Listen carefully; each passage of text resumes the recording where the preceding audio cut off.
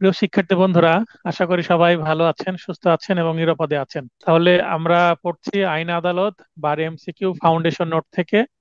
আজকে জি স্যার। দেওয়ানি কার্যবিধির পাঠ 7, প্রথম তফসিল। এর আগে আমরা পাঠ 6 পর্যন্ত ধারাগুলো শেষ করেছি গত ক্লাসে। আজকে শুরু হয়ে গেল প্রথম তফসিল, অর্থাৎ আদেশ। আদেশ আজকে পড়বো 1 থেকে প্রথমে 8, তারপরে 9 থেকে 17।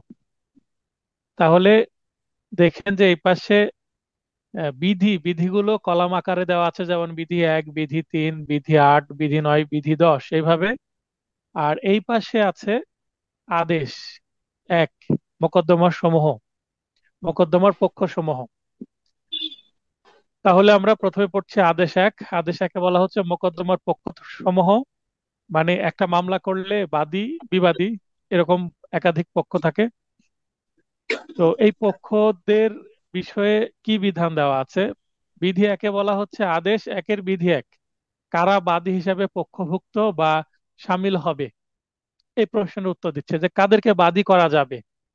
একই প্রতিকার দাবিকারী ব্যক্তিগণ বাদী হিসাবে পক্ষভুক্ত হবে, মানে মনে করেন যে একটা মামলা করতে যাচ্ছে, অনেক সময় বিবাদী আর বাদী কে হবে এ নিয়ে কনফিউশন হয়। যদি বাটোয়ারা মামলা হয়, মনে করেন 5 ভাই বোন, 5 ভাই বোনের মধ্যে 2জন রাজি আছে ভাগ করতে, তারা বাদী হয়ে গেল। তারা দাবি করছে আমরা বাটোয়ারা চাই, এবং যারা চাচ্ছে না তাদেরকে বিবাদী করে দেওয়া হলো। অর্থাৎ বাদী যেটা দাবি করছে এবং সমমনা সবাই মিলে যেটা দাবি করছে তারা সবাই বাদী, এবং এটার যারা বিরোধিতা করছে বাস্তবে তাদেরকে বিবাদী করে মামলা করতে হয়। 3 নম্বরে দেখেন, কারা বিবাদী হিসাবে পক্ষভুক্ত বা সামিল হবে। একই বিষয়ে যাদের বিরুদ্ধে মোকদ্দমা দায়ের করা হয়েছে, অর্থাৎ যারা বাদীদের দাবি মেনে নিচ্ছে না, বাস্তবে বিরোধিতা করছে, তাদের বিরুদ্ধে মামলা করে এই দাবি করা হচ্ছে আদালতে। তো কারা বাদী কারা বিবাদী এটা হচ্ছে কমন সেন্সের বিষয়, তারপরেও আইনে কিভাবে বলা আছে সেটা লিখে দিলাম। 8, সবার পক্ষে বাদী যদি অনেকগুলো হয়, তাহলে সবার পক্ষে কি একজন মামলা করতে পারবে, বা বিবাদী যদি অনেকগুলো হয় তাহলে সবার পক্ষে কি একজন বিবাদী এসে জবাব দিয়ে সেই মামলায় কন্টেস্ট করতে পারবে কিনা। বলছে এক ব্যক্তির প্রতিনিধিত্বমূলক মোকদ্দমা দায়ের করা যাবে, অর্থাৎ বাদী হিসেবে মামলা করাও যাবে বা জবাব পেশ করাও যাবে। অর্থাৎ বাদী যদি 100 জন হয়, সবার পক্ষে একজন প্রতিনিধিত্বমূলক মোকদ্দমা করতে পারবে। আবার বিবাদীও যদি অনেকগুলো হয়, তার মধ্যে যে কোনো একজন এসে রিপ্রেজেন্টেটিভ শুট করতে পারবে। তাহলে যদি প্রশ্ন আসে প্রতিনিধিত্বমূলক মোকদ্দমার বিষয়ে বলা আছে কোথায়, আদেশ 1 বিধি 8। এরপরে মনে করেন যে অনেকগুলো বিবাদী বা বাদী অনেক, এখন বাদী বিবাদীর নাম নোট করতে গিয়ে অ্যাডভোকেট যখন নোট নিচ্ছেন, মক্কেল এসে বলছেন, এই বলতে গিয়ে বাদীর নাম বিবাদীর নামে ঠিকানায় ভুল হতে পারে। হয়তোবা দু একজন বাদীর নাম ভুলভাবে চলে আসছে অতিরিক্ত, অথবা দু একজন বাদীর নাম ছাড়া পড়েছে, বা বিবাদীর নাম ছাড়া পড়েছে অথবা অতিরিক্ত বিবাদীর নাম চলে আসছে। তো এটাকে বলা হয় নন জয়েন্ডার বা এবং মিস জয়েন্ডার। তো কোনটা নন জয়েন্ডার কোনটা মিস জয়েন্ডার এটা আমি বুঝিয়ে দিচ্ছি। ভ্রান্তিভুক্তির ইংরেজি হচ্ছে মিস জয়েন্ডার, অর্থাৎ ভুলভাবে সংযুক্ত করা হয়েছে একটা বাদী বা বিবাদীকে, যাকে এই মামলায় আসলে প্রয়োজন নাই। আর অপসংযোগ, এটাকে আবার অপসংযোগও বলা হচ্ছে। তাহলে ভুক্তি বা ভ্রান্তিভুক্তি অপসংযোগ একই কথা, যেটা মিস জয়েন্টার। এবং আরেকটা যেটা বলা হচ্ছে এবং অযুক্তি, অসংযুক্তি মানে নন জয়েন্টার। নন শব্দের অর্থ কি, না, মানে জয়েন করাই হয়নি, যাকে জয়েন করা উচিত ছিল। মনে করেন এই মামলায় রহিম নামে একজন ব্যক্তির নাম আসা উচিত ছিল কিন্তু আসেনি, সেটাই হচ্ছে রহিম হয়ে গেছে এখানে নন জয়েন্ডার বা সংযুক্তই হয়নি সে। সেক্ষেত্রে কি করতে হবে, যদি এরকমও কোনো কিছু হয় এবং মামলা যদি চলতে থাকে, তাও মোকদ্দমার কোনো ক্ষতি হবে না, অর্থাৎ মামলা কিন্তু ব্যর্থ হবে না। সেক্ষেত্রে যদি নন জয়েন্ডার বা মিস জয়েন্ডার হয়ে যায়, এটা পরবর্তীতে সংশোধন করা যাবে। যদি সংশোধন নাও করা যায়, তবুও কিন্তু মামলার রায় বা ডিক্রির খুব একটা ক্ষতি হওয়ার সম্ভাবনা নেই। 10, 10-এর উপবিধি 1-এ বলা হচ্ছে ভুল বাদীর নামে মোকদ্দমা দায়ের করা হলে, মনে করেন বাদীর নামেই ভুল হয়ে গেছে, তাহলে কি হবে? যে কোনো সময় বাদী, যে কোনো সময় আদালত বাদী স্থলাভিষিক্ত বা সংযোগ করতে পারে। অর্থাৎ রহিমের নামে মামলা হওয়ার কথা ছিল, রহিমের নাম আসেইনি, তার পরিবর্তে তার ভাই করিমের নাম চলে আসছে। এখানে কিন্তু রহিম নিজে এসে অথবা আদালত যদি বুঝতে পারে বা অন্যান্য বাদী যারা বুঝতে পারে, তারা কিন্তু এটা সংশোধন করে নিতে পারবে এবং রহিমের নামটা এখানে করিমের নামের পরিবর্তে যুক্ত করে দিতে পারবে। দুয়ে বলা হচ্ছে আদালত পক্ষসমূহকে কর্তন করতে পারবে বা বাদ দিতে বা যোগ করতে পারবে, এটাকে বলা হচ্ছে স্ট্রাইক আউট অর অ্যাড। অর্থাৎ কোনো ব্যক্তির নাম যদি নন জয়েন্ডার বা মিস জয়েন্ডারের প্রবলেম দেখা দেয়, আদালত কিন্তু কি করতে পারবে, যদি মিস জয়েন্ডার হয়ে যায় তাহলে নাম অ্যাড করবে, আর নন জয়েন্ডার হয়ে গেলে, সরি, যদি নন জয়েন্ডার হয় তাহলে নাম অ্যাড করবে, মানে নাম আসেনি তাহলে নাম যুক্ত করতে হবে, রহিমের নাম আসেনি নাম দিয়ে দিতে হবে, করিমের নাম ভুল করে আসছে নাম কেটে দিতে হবে। তো এটা আদালত করতে পারবে।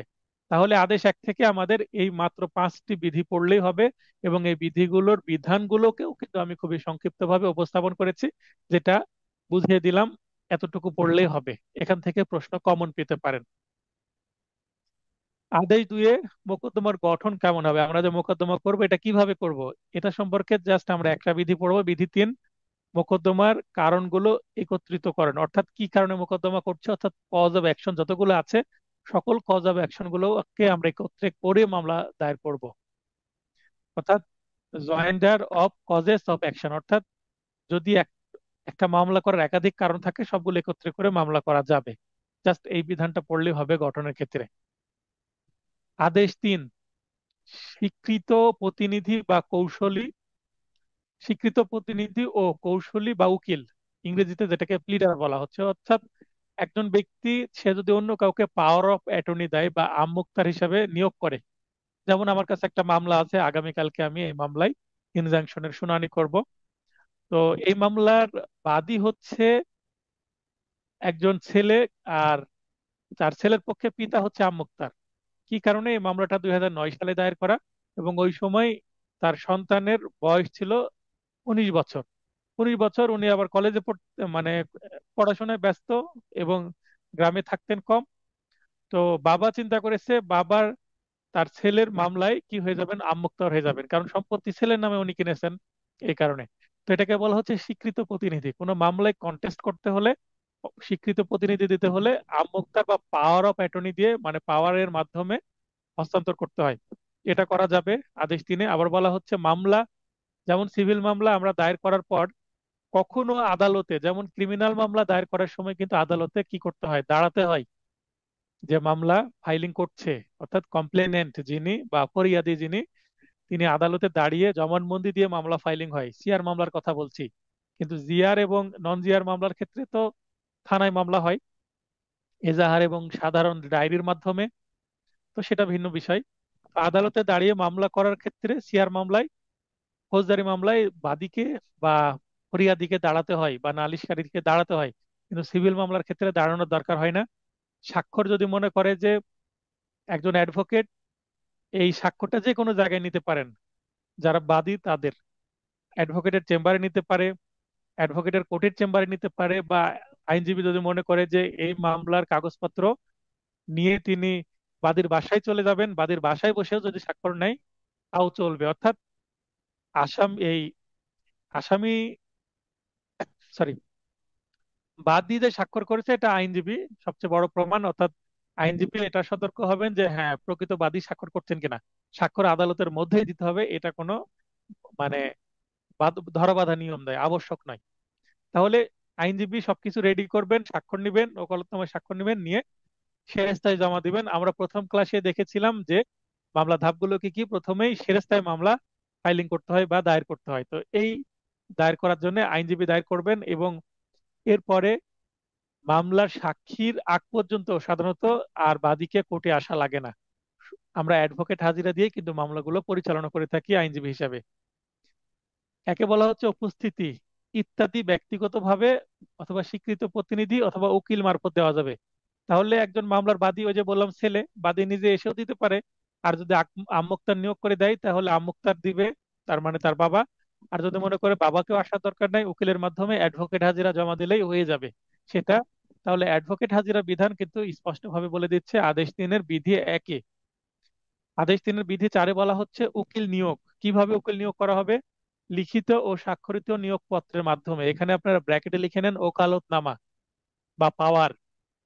আমাদের রাজশাহী বারে একটা নীল কাগজে প্রিন্ট করা ওকালতনামা থাকে বা পাওয়ার থাকে, এইটা আমাদের কিনতে হয় বার থেকে। বর্তমানে এটার মূল্য হচ্ছে 500 টাকা। ও, এটার যে কোর্ট ফি বাদে 500 টাকা মূল্য এবং কোর্ট ফি অ্যাড হয়। তো এইটা কিনতে হয়, এটাই হচ্ছে উকিলের নিয়োগপত্র। একজন মামলার মক্কেল আইনজীবীকে নিয়োগ দিলেন, এটা তার বড় প্রমাণ। এখন এই যে নিয়োগ দেওয়া হলো, তাহলে নিয়োগ কি বাতিলের কোনো পদ্ধতি নাই? বাতিলেরও পদ্ধতি আছে। নিয়োগ বাতিল বা মক্কেল বা উকিলের মৃত্যু বা মোকদ্দমার সমাপ্তি না হওয়া পর্যন্ত নিয়োগ বলবৎ থাকবে। অর্থাৎ এই নিয়োগটা ততক্ষণ পর্যন্ত বলবৎ থাকবে যতক্ষণ না এই নিয়োগপত্র বাতিল করা হচ্ছে। নিয়োগপত্র বাতিল কিভাবে হয়? এনওসি দেওয়ার মাধ্যমে। নন অবজেকশন সার্টিফিকেট আমরা এনওসি দিয়ে দিই। আমার কাছে একটা মামলা আসছে, মক্কেল চালাতে চাচ্ছে না তার মামলা আমার মাধ্যমে, অথবা আমি এই মক্কেলের মামলা চালাতে চাচ্ছি না, হয়তোবা ঠিকভাবে ফি দিচ্ছে না বা বনিবনা হচ্ছে না। তো আমি ছেড়ে দিলাম, এনওসি দিয়ে বললাম আপনার ফাইল নিয়ে চলে যান, আপনার যার কাছে খুশি মামলা চালান, আপনার মামলা আমি আর পরিচালনা করব না। তাহলে এইভাবে নিয়োগপত্র বা ওকালতনামার যে ভ্যালিডিটি সেটা নষ্ট হয়ে যায়, বাতিল হয়ে যায় নিয়োগ। এরপরে যে মক্কেল সাইন করে মামলাটায় নিয়োগ করেছিলেন একজন আইনজীবী, এবং ওই মক্কেল যদি মারা যায় তাহলে তাও ওই ওকালতনামা ইনভ্যালিড হয়ে যাবে, বাতিল হয়ে যাবে। আর যে আইনজীবীকে দিয়েছিলেন আইনজীবী মারা গেছেন, তো আইনজীবীর স্বাক্ষর এবং সিল ছিল, ওই আইনজীবী যদি মারা যায় সেক্ষেত্রে ওই ওকালতনামা ইনভ্যালিড হয়ে যাবে, নতুন আইনজীবীর প্রয়োজন হবে। আর মোকদ্দমা যদি সমাপ্তি হয়ে যায়, মানে একটা মোকদ্দমা কি হয়ে গেছে, রায় হয়ে গেছে, ডিক্রি হয়ে গেছে, রায় ডিক্রি হয়ে যাওয়ার পরে ওই মোকদ্দমার এই ওকালতনামার ভ্যালিডিটি নষ্ট হয়ে যায়, কারণ এই মামলা কি হয়ে গেছে, পরিসমাপ্তি হয়ে গেছে। তাহলে এই এই জায়গাগুলো বোঝার চেষ্টা করবেন। ওকালতনামা দেওয়ার মাধ্যমে আইনজীবী নিয়োগ যেমন হয়, তেমনি এই কারণে এই ওকালতনামা ইনভ্যালিড হয়ে যেতে পারে। রাফসান ভাই প্রশ্ন করার চেষ্টা করছেন, বলেন।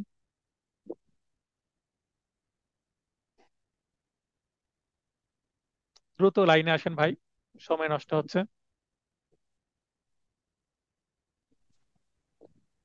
আসসালামু আলাইকুম স্যার।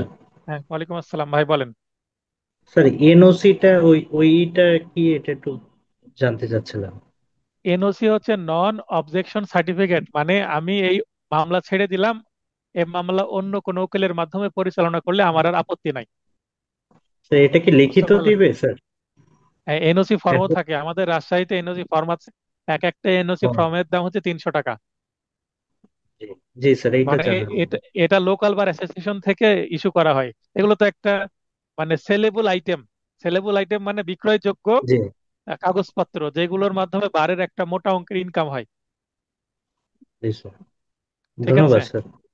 আচ্ছা, আপনার বারেই নিশ্চয়ই থাকবে। হ্যাঁ, আপনার বারেও আছে, ওকালতনামা যেমন আছে এনওসিও আছে। আমাদের এনওসির মূল্য, আমি যখন বারে প্রবেশ করেছিলাম তখন থেকে 300 টাকা আছে, কিন্তু ওকালতনামার মূল্য কিন্তু অনেক বৃদ্ধি পাচ্ছে, প্রতি বছরে জি বৃদ্ধি স্যার। পায় 50 টাকা 100 টাকা করে। ওকালতনামার প্রাইসই সবচেয়ে বেশি যতগুলো কাগজ আছে। আচ্ছা, আদেশ 4। আদেশ 4-এর বিষয়বস্তু কি? মোকদ্দমা রুজুকরণ। যদি প্রশ্ন করা হয় মোকদ্দমা রুজুকরণ কত আদেশে বলা আছে বা কত অর্ডারে বলা আছে, আদেশের ইংরেজি কি? অর্ডার। তখন হবে অর্ডার 4, বা এই অর্ডার 4 কিন্তু আবার রোমান সংখ্যায় থাকবে। এই ক্লাস শেষে যারা যারা রোমান সংখ্যা সম্পর্কে স্পষ্ট জানেন না, রোমান সংখ্যা কিভাবে লিখতে হয়, অর্ডার গুলো কিন্তু অনেক সময় রোমান সংখ্যায় অপশনে দেওয়া থাকে বা প্রশ্নের মধ্যে দেওয়া থাকে। তো রোমান সংখ্যা সম্পর্কে যার মানে জানেন না বা বোঝেন না, তারা আমাকে মেসেজ করবেন ক্লাস শেষে, স্যার আমি রোমান সংখ্যা বুঝি না বা বুঝতে পারি না এটা কত। আমি তাকে রোমান সংখ্যা সংক্রান্ত একটা টিপস দিয়ে দেবো বা ছোটখাটো বিষয় বুঝিয়ে দেবো। আমার শীট আছে রোমান সংখ্যা বিষয় জানার জন্য, সেই শীটটা দিয়ে দেবো। এগুলো সাধারণত আমি ফাইনাল টেস্ট নোটে ইনক্লুড করি, তারপর আমি বুঝিয়ে দেবো। আচ্ছা, তাহলে অর্ডার 4, রোমান সংখ্যায় 4 লিখতে হলে আই দিতে হবে, তারপরে ভি দিতে হবে। মোকদ্দমা রুজুকরণ মানে ফাইলিং অফ শুট বা ইনস্টিটিউশন অফ শুট। একে বলা হচ্ছে আরজি দাখিলের মাধ্যমে মোকদ্দমা দায়ের করতে হবে। একই কথা আমরা পেয়েছিলাম ধারা 26-এ। এখানে কিন্তু আমি ব্র্যাকেটে দিয়ে দিয়েছি, 26-এ বলা হচ্ছে যে আরজি দাখিলের মাধ্যমে বা আরজি পেশের মাধ্যমে মোকদ্দমা রুজু করতে হবে। এখানেও বলা হচ্ছে একই কথা। 2 নম্বরে এখানে তার একে আরো বলা হচ্ছে আরজির অবিকল নকল। এই যে আরজিটা দাখিল করব আমরা, সাধারণত ডেমি পেপার বা কার্টিস পেপার, যেটা হলুদ কালারের পেপার যার মাঝখানে শাপলা অথবা বাংলাদেশের মানচিত্র দেওয়া থাকে জলছাপ হিসাবে, সেটাকে ডেমি বা কার্টিস পেপার বলে। তো এই পেপারে প্রিন্ট করে দিই, প্রাপ্তি স্বীকারপত্র এবং এই যে আর্জি দিলাম এটার আবার ফটোকপি আমরা করতে হয়, সাদা কাগজে ফটোকপি দিলাম। কেন দেব? ওই যে বিবাদী যাদেরকে করেছি তাদের তো জানাতে হবে মামলা হয়েছে আপনার নামে, আপনারা আদালতে আসেন, হাজির হন, লিখিত জবাব দেন। মেসেজ করতে হবে ক্লাস শেষে আমার হোয়াটসঅ্যাপে, না হলে এই যে এখানে মেসেজ করলে আমি বুঝতে পারবো না, মানে আমার মনে থাকবে না। তো আর্জির অবিকল নকল বা প্রাপ্তি স্বীকারপত্র সহ প্রত্যেক বিবাদের নাম ও ঠিকানা সংবলিত খাম পেশ করতে হবে। খাম কেন দেব? কারণ এই যে সমন বা নোটিশ, যেটাকে বিবাদীকে জানানোর জন্য, অবগত করার জন্য আপনার বিরুদ্ধে মামলা হয়েছে এই বিষয়ে, তো এই আর্জির একটা অবিকল নকল অর্থাৎ ফটোকপি এবং খাম দিতে হয় এবং সমনের ফর্ম দিতে হয়। খাম কেন দেব? বাংলাদেশ যে পোস্ট অফিস, পোস্ট অফিসের মাধ্যমে সমন যায় এবং সরাসরি আদালতের যে প্রসেস সার্ভার, যাদেরকে বলা হয় জারিকারক, তাদের মাধ্যমেই যায়। তো জারিকারক পায়ে হেঁটে যায়, তাই এটাকে বলে পদাতিক সমন। এবং এছাড়াও পোস্টাল সমনও যায়, দুই ওয়েতেই যায়। যে কোনো একটা ভাবে যদি সমন জারি হয় তাহলে সমন জারি হয়েছে বলে মেনে নিতে হবে। আচ্ছা, তাই এই সমনের সাথে এই যে নাম ঠিকানা সম্বলিত চিঠি দিয়ে দিতে হবে। এগুলো কাকে করতে হবে? সাধারণত অ্যাডভোকেটরা এটা লিখে দেন, আর যে অ্যাডভোকেটের সহকারী আছে বা আইনজীবী সহকারী মুহুরি যারা আছে তারা এগুলো লিখে রেডি করে দেয়, আইনজীবীকে হেল্প করেন। অর্থাৎ আদালতে যে সেরেস্তাদার তারা কিন্তু এই কাজগুলো আমাদের উপরে চাপিয়ে দেন। হয়তোবা তাদেরই করা মানে কর্তব্য ছিল, কিন্তু আমরা দ্রুত করে নেওয়ার জন্য আমরাই সবকিছু লিখে দিই। আদালতের কাজ, আদালত কিন্তু সেন্ড করবেন। এখানে প্রেরক হিসাবে একজন সহকারী জজ, সিনিয়র সহকারী জজ বা যুগ্ম দায়রা জজ, এর সেরেস্তা কিন্তু এই চিঠিটা সেন্ড করে কাকে? বিবাদী পক্ষে। তাহলে সেন্ডার হচ্ছে কোর্ট। তো কোর্ট যেহেতু সেন্ড করছে, তাহলে কোর্টের কর্মচারী এটা লিখবে না, আমাদেরকে লিখে দিতে হয়। রাজশাহী কোর্টে এটাই চল। কেন আমরা লিখে দিই? তারপরে যেন দ্রুত সমনটা জারি হয়, না হলে বছরের পর বছর ফেলে রাখবে। খামও লিখবে না, আবার পাঠাবেও না, পোস্টও করবে না। এখন অনেক সময় আমরা কি করি, কোর্টের পোস্টে অফিসে গিয়ে কোর্টের কাজগুলো আমরা কিন্তু আমাদের যে সহযোগী আছে তাদেরকে দিয়ে করেই ফেলি। মানে আমরা মামলার সবকিছু রেডি করলাম, জমা দিলাম, আবার বললাম যে ঠিক আছে খামগুলো আমাদেরকে দে, আমাদের লোক দিয়ে আমরা জমা দিয়ে দিই, আপনাদের স্টাফ সংখ্যা কম। আসলে স্টাফের স্বল্পতার কারণে এগুলো হয়, স্টাফ সংখ্যা যদি বেশি হয় তাহলেও হয়তোবা তারাই করতো। তো যাই হোক, প্র্যাকটিস হয়ে গেছে এরকম। বিধি দুয়ে বলা হচ্ছে মোকদ্দমা নিবন্ধন বহি বা রেজিস্টার, অর্থাৎ প্রতিটা মামলার জন্য একটা রেজিস্টার থাকবে, সিভিল কেসের ক্ষেত্রেও, সিভিল ক্রিমিনাল ক্ষেত্রেও ক্রিমিনাল কেসের ক্ষেত্রেও। আর্জি গ্রহণের ক্রমান্য অনুসারে, অর্থাৎ আমি এখন আর্জি দিলাম, আমার 10 মিনিট পরে যদি আরেকজন আর্জি দেয়, তাহলে আমার নাম্বারটা আগে পড়বে। আমারটা যদি 101 হয়, তাহলে পরের জন্য 102 হবে, তারপরের জন্য 103 হবে, অর্থাৎ যে আগে দিল তার মামলার নাম্বার আগে পড়বে। ওই যে স্কুলে ভর্তি হওয়ার মতো, বা আমার কাছে যে ভর্তি হয়েছেন সিরিয়ালের রোল নম্বর দিচ্ছি আমি। আর্জি গ্রহণের ক্রমানুসারে মোকদ্দমা নম্বর সহ মোকদ্দমা বিষয়ে লিপিবদ্ধকরণ। মোকদ্দমা হলো বাদী বিবাদীর নাম, কত তারিখে হলো, মামলার নম্বর, পরবর্তী ধার্য তারিখ, এবং ধার্য তারিখ কিসের জন্য দেওয়া হলো। এটা যদি সরাসরি গ্রহণ করা হয় তাহলে সমন ও এডি প্রাপ্তির জন্য। আর যদি অ্যাডমিশন হিয়ারিং হয় তাহলে এখানে বলাতে হবে যে এটা শুনানি বা গ্রহণযোগ্যতা শুনানি। অ্যাডমিশন হিয়ারিং এর বাংলা হচ্ছে গ্রহণযোগ্যতা শুনানি। কিছু কিছু কোর্ট সরাসরি সেরেস্তাদারকে বলে দেয় আপনি মামলা নিয়ে নিয়ে পরবর্তী ধার্য তারিখ সমন এবং এডির জন্য দিয়ে দিবেন। আর কিছু কিছু কোর্ট বলে না, এটা আমি শুনানি করার পরে দিব, অর্থাৎ গ্রহণযোগ্যতা শুনানির পরেই মামলার নম্বর, মানে মামলার নম্বর প্রথমেই পড়ে কিন্তু গ্রহণযোগ্যতা শুনানির পরে কিন্তু মামলার কি হয়, পরবর্তী ধার্য তারিখ সমন এডির জন্য হয়। তাহলে প্রথম তারিখ গ্রহণযোগ্যতা শুনানি হয় কিছু কিছু কোর্টের, আবার কিছু কিছু কোর্টের প্রথম ধার্য তারিখে কি দিয়ে দেয়, সমন এবং এডির জন্য। যারা কোর্টে যান, বাস্তবে মামলা ফাইলিং করেন, এগুলো তাদের কাছে ডাল ভাত, মানে সহজে বোঝেন এগুলো। কিন্তু কত বিধিতে আছে, কত আদেশে আছে, এটা হয়তো বা স্পষ্ট জানতেন না। প্র্যাকটিক্যালি করেন, এখানে আপনাকে আদেশ বিধি কততে আছে সেটাও জানতে হবে, কারণ পরীক্ষায় এগুলোই আসবে। বিধি এক, কত আদেশের? আদেশ পাঁচ। আদেশ পাঁচের বিষয়বস্তু কি? সমন ইস্যু ও জারি। আমরা চার্ট পড়েছিলাম, প্রথমে প্রথমে মামলা রুজুকরণ বা ফাইলিং, তারপরে কি করতে হবে, সমন ইস্যু ও জারি। আদেশ চারের কাজ শেষ, আদেশ পাঁচের কাজ শুরু হয়ে গেল। 1 নম্বর বিধিতে বলা হচ্ছে সমন যথাযথভাবে মোকদ্দমা দায়েরের, তার মানে মোকদ্দমা যদি সঠিকভাবে দায়ের না হয় তাহলে কিন্তু সমন ইস্যু হবে না। 5 কার্য দিবসের মধ্যে বিবাদীর প্রতি সমন ইস্যু ও প্রেরণ করতে হবে, 5 দিনের মধ্যে দিতে হবে, 5 কার্য দিবস। অনেক সময় এটা হয় না। ব্যর্থতায় অর্থাৎ 5 দিনের মধ্যে যদি সেরেস্তাদার সমন ইস্যু করিয়ে নিতে ব্যর্থ হয়, কার মাধ্যমে, আদালতের মাধ্যমে, তাহলে ওই যুক্ত সেরেস্তাদার বা কর্মকর্তা তিনি অসদাচরণের দায়ে দোষী সাব্যস্ত হবেন। তার মানে তিনি ঠিকভাবে করছেন না। বাস্তবে এরা ফেলে থাকে, অনেক সময় 1 মাসেও সমন ইস্যু হয় না। প্রতিটি সমনে বিচারক অথবা নিয়োগকৃত অফিসারের স্বাক্ষর অর্থাৎ সিগনেচার এবং আদালতের সিলমোহর থাকবে। 2023 সালে মেবি প্রশ্ন আসছিল যে সমনে কে স্বাক্ষর করবেন। অপশনে ছিল, অনেকগুলো অপশন ছিল, 4টার মধ্যে বিচারক ছিল, সেরেস্তাদার ছিল। তো এখানে বিচারক হবে উত্তর। 5, বিধি 5-এ বলা হচ্ছে জারির জন্য সমন অর্জন ও প্রেরণ। জারি করার জন্য সমন কিভাবে অর্জন করবে এবং কিভাবে প্রেরণ করবে। বিবাদীকে মোকদ্দমা সম্পর্কে অবগত করা ও জবাব দাখিলের মাধ্যমে আত্মপক্ষ সমর্থনে আহ্বানের উদ্দেশ্যে। তাহলে সমন ইস্যুর উদ্দেশ্য কি? বিবাদীকে জানানো যে ভাই আপনার নামে মামলা হয়েছে, আপনি আসেন কোর্টে, এবং আপনার কোনো যদি আপত্তি থাকে এই মামলা সম্পর্কে আপনি জবাব দেন, মানে রিটেন স্টেটমেন্ট দাখিল করেন। রিটেন স্টেটমেন্ট দাখিল করলে সে নিজেকে, এটাকে বলে আত্মপক্ষ সমর্থন, অর্থাৎ আমি সঠিক বাদী সঠিক নয় এটা বলার একটা সুযোগ দেওয়া। জারিকারক কর্মকর্তার মাধ্যমে বিবাদী বরাবর সমন প্রেরণ করা হয়। ডাকযোগে বিবাদী বরাবর সমন প্রেরণ করা হয়। এই যে 3 নম্বর একটু বোল্ড করে দেওয়া হয়েছে এবং শেষে দেখেন একটা স্টার দেওয়া আছে, দ্যাট মিন্স এটা একটা নতুন অ্যামেন্ডমেন্ট। 25 সালে যে অ্যামেন্ডমেন্ট হয়েছিল এই কথাটুকু যুক্ত হয়েছে। কি যুক্ত হয়েছে? এখন এসএমএস এর মাধ্যমে, ফোনে এসএমএস করা যায়, তেমন এসএমএস এর মাধ্যমে সমন জারি করা যাবে। খুদে বার্তা, এসএমএস এর বাংলা কি? খুদে বার্তা। ইংরেজি কি? Short message servicing. Short message সার্ভিসের বা এসএমএস এর মাধ্যমে বা খুদে বার্তার মাধ্যমে এখন সমন জারি করা যাবে। ভয়েস কল, মোবাইলে কল করেও কিন্তু সমন জারি করা যাবে। Instant messaging service, instant messaging সার্ভিসের মধ্যে কি আছে? ফেসবুক এর মেসেজিং সার্ভিস আছে, তারপরে হোয়াটসঅ্যাপ আছে, এগুলোকে ইনস্ট্যান্ট মেসেজিং সার্ভিস বলা হয়। এর মাধ্যমে বিবাদী বরাবর সমন প্রেরণ করা যাবে। উক্ত রূপে সমন প্রেরণের প্রমাণ হিসেবে তা সংরক্ষণ করতে হবে। এই যে ভয়েস কল করা হোক বা খুদে বার্তা দেওয়া হোক, এগুলো কিন্তু কি করতে হবে? রেকর্ড করে রাখতে হবে, যেন সমন দেওয়া হয়েছে সেটার প্রমাণ হিসেবে রাখা যায়। বিবাদী যদি পরে অস্বীকার করে এগুলো দেখানো হবে এবং এটা প্রমাণ হিসেবে ব্যবহার করা যাবে।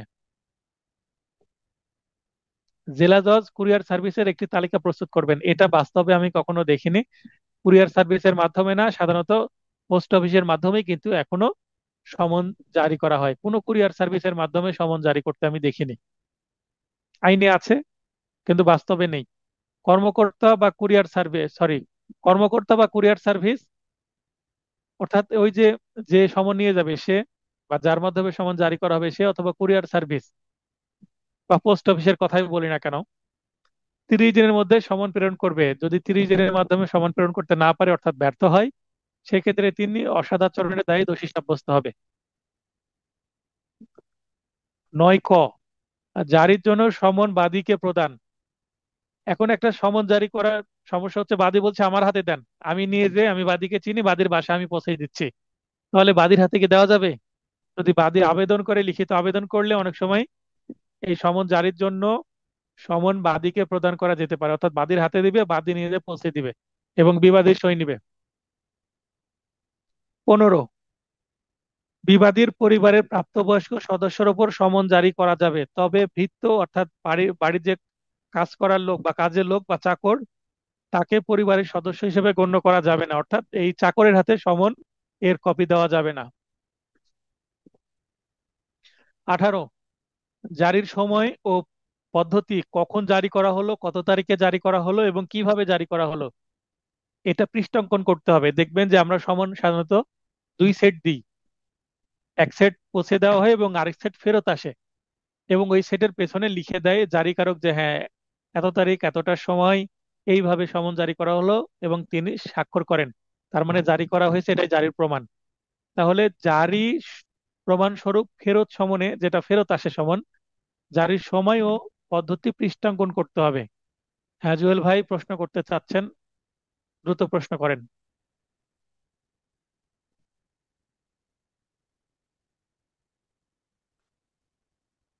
লাইনে আসতে এত দেরি হওয়ার তো কথা না।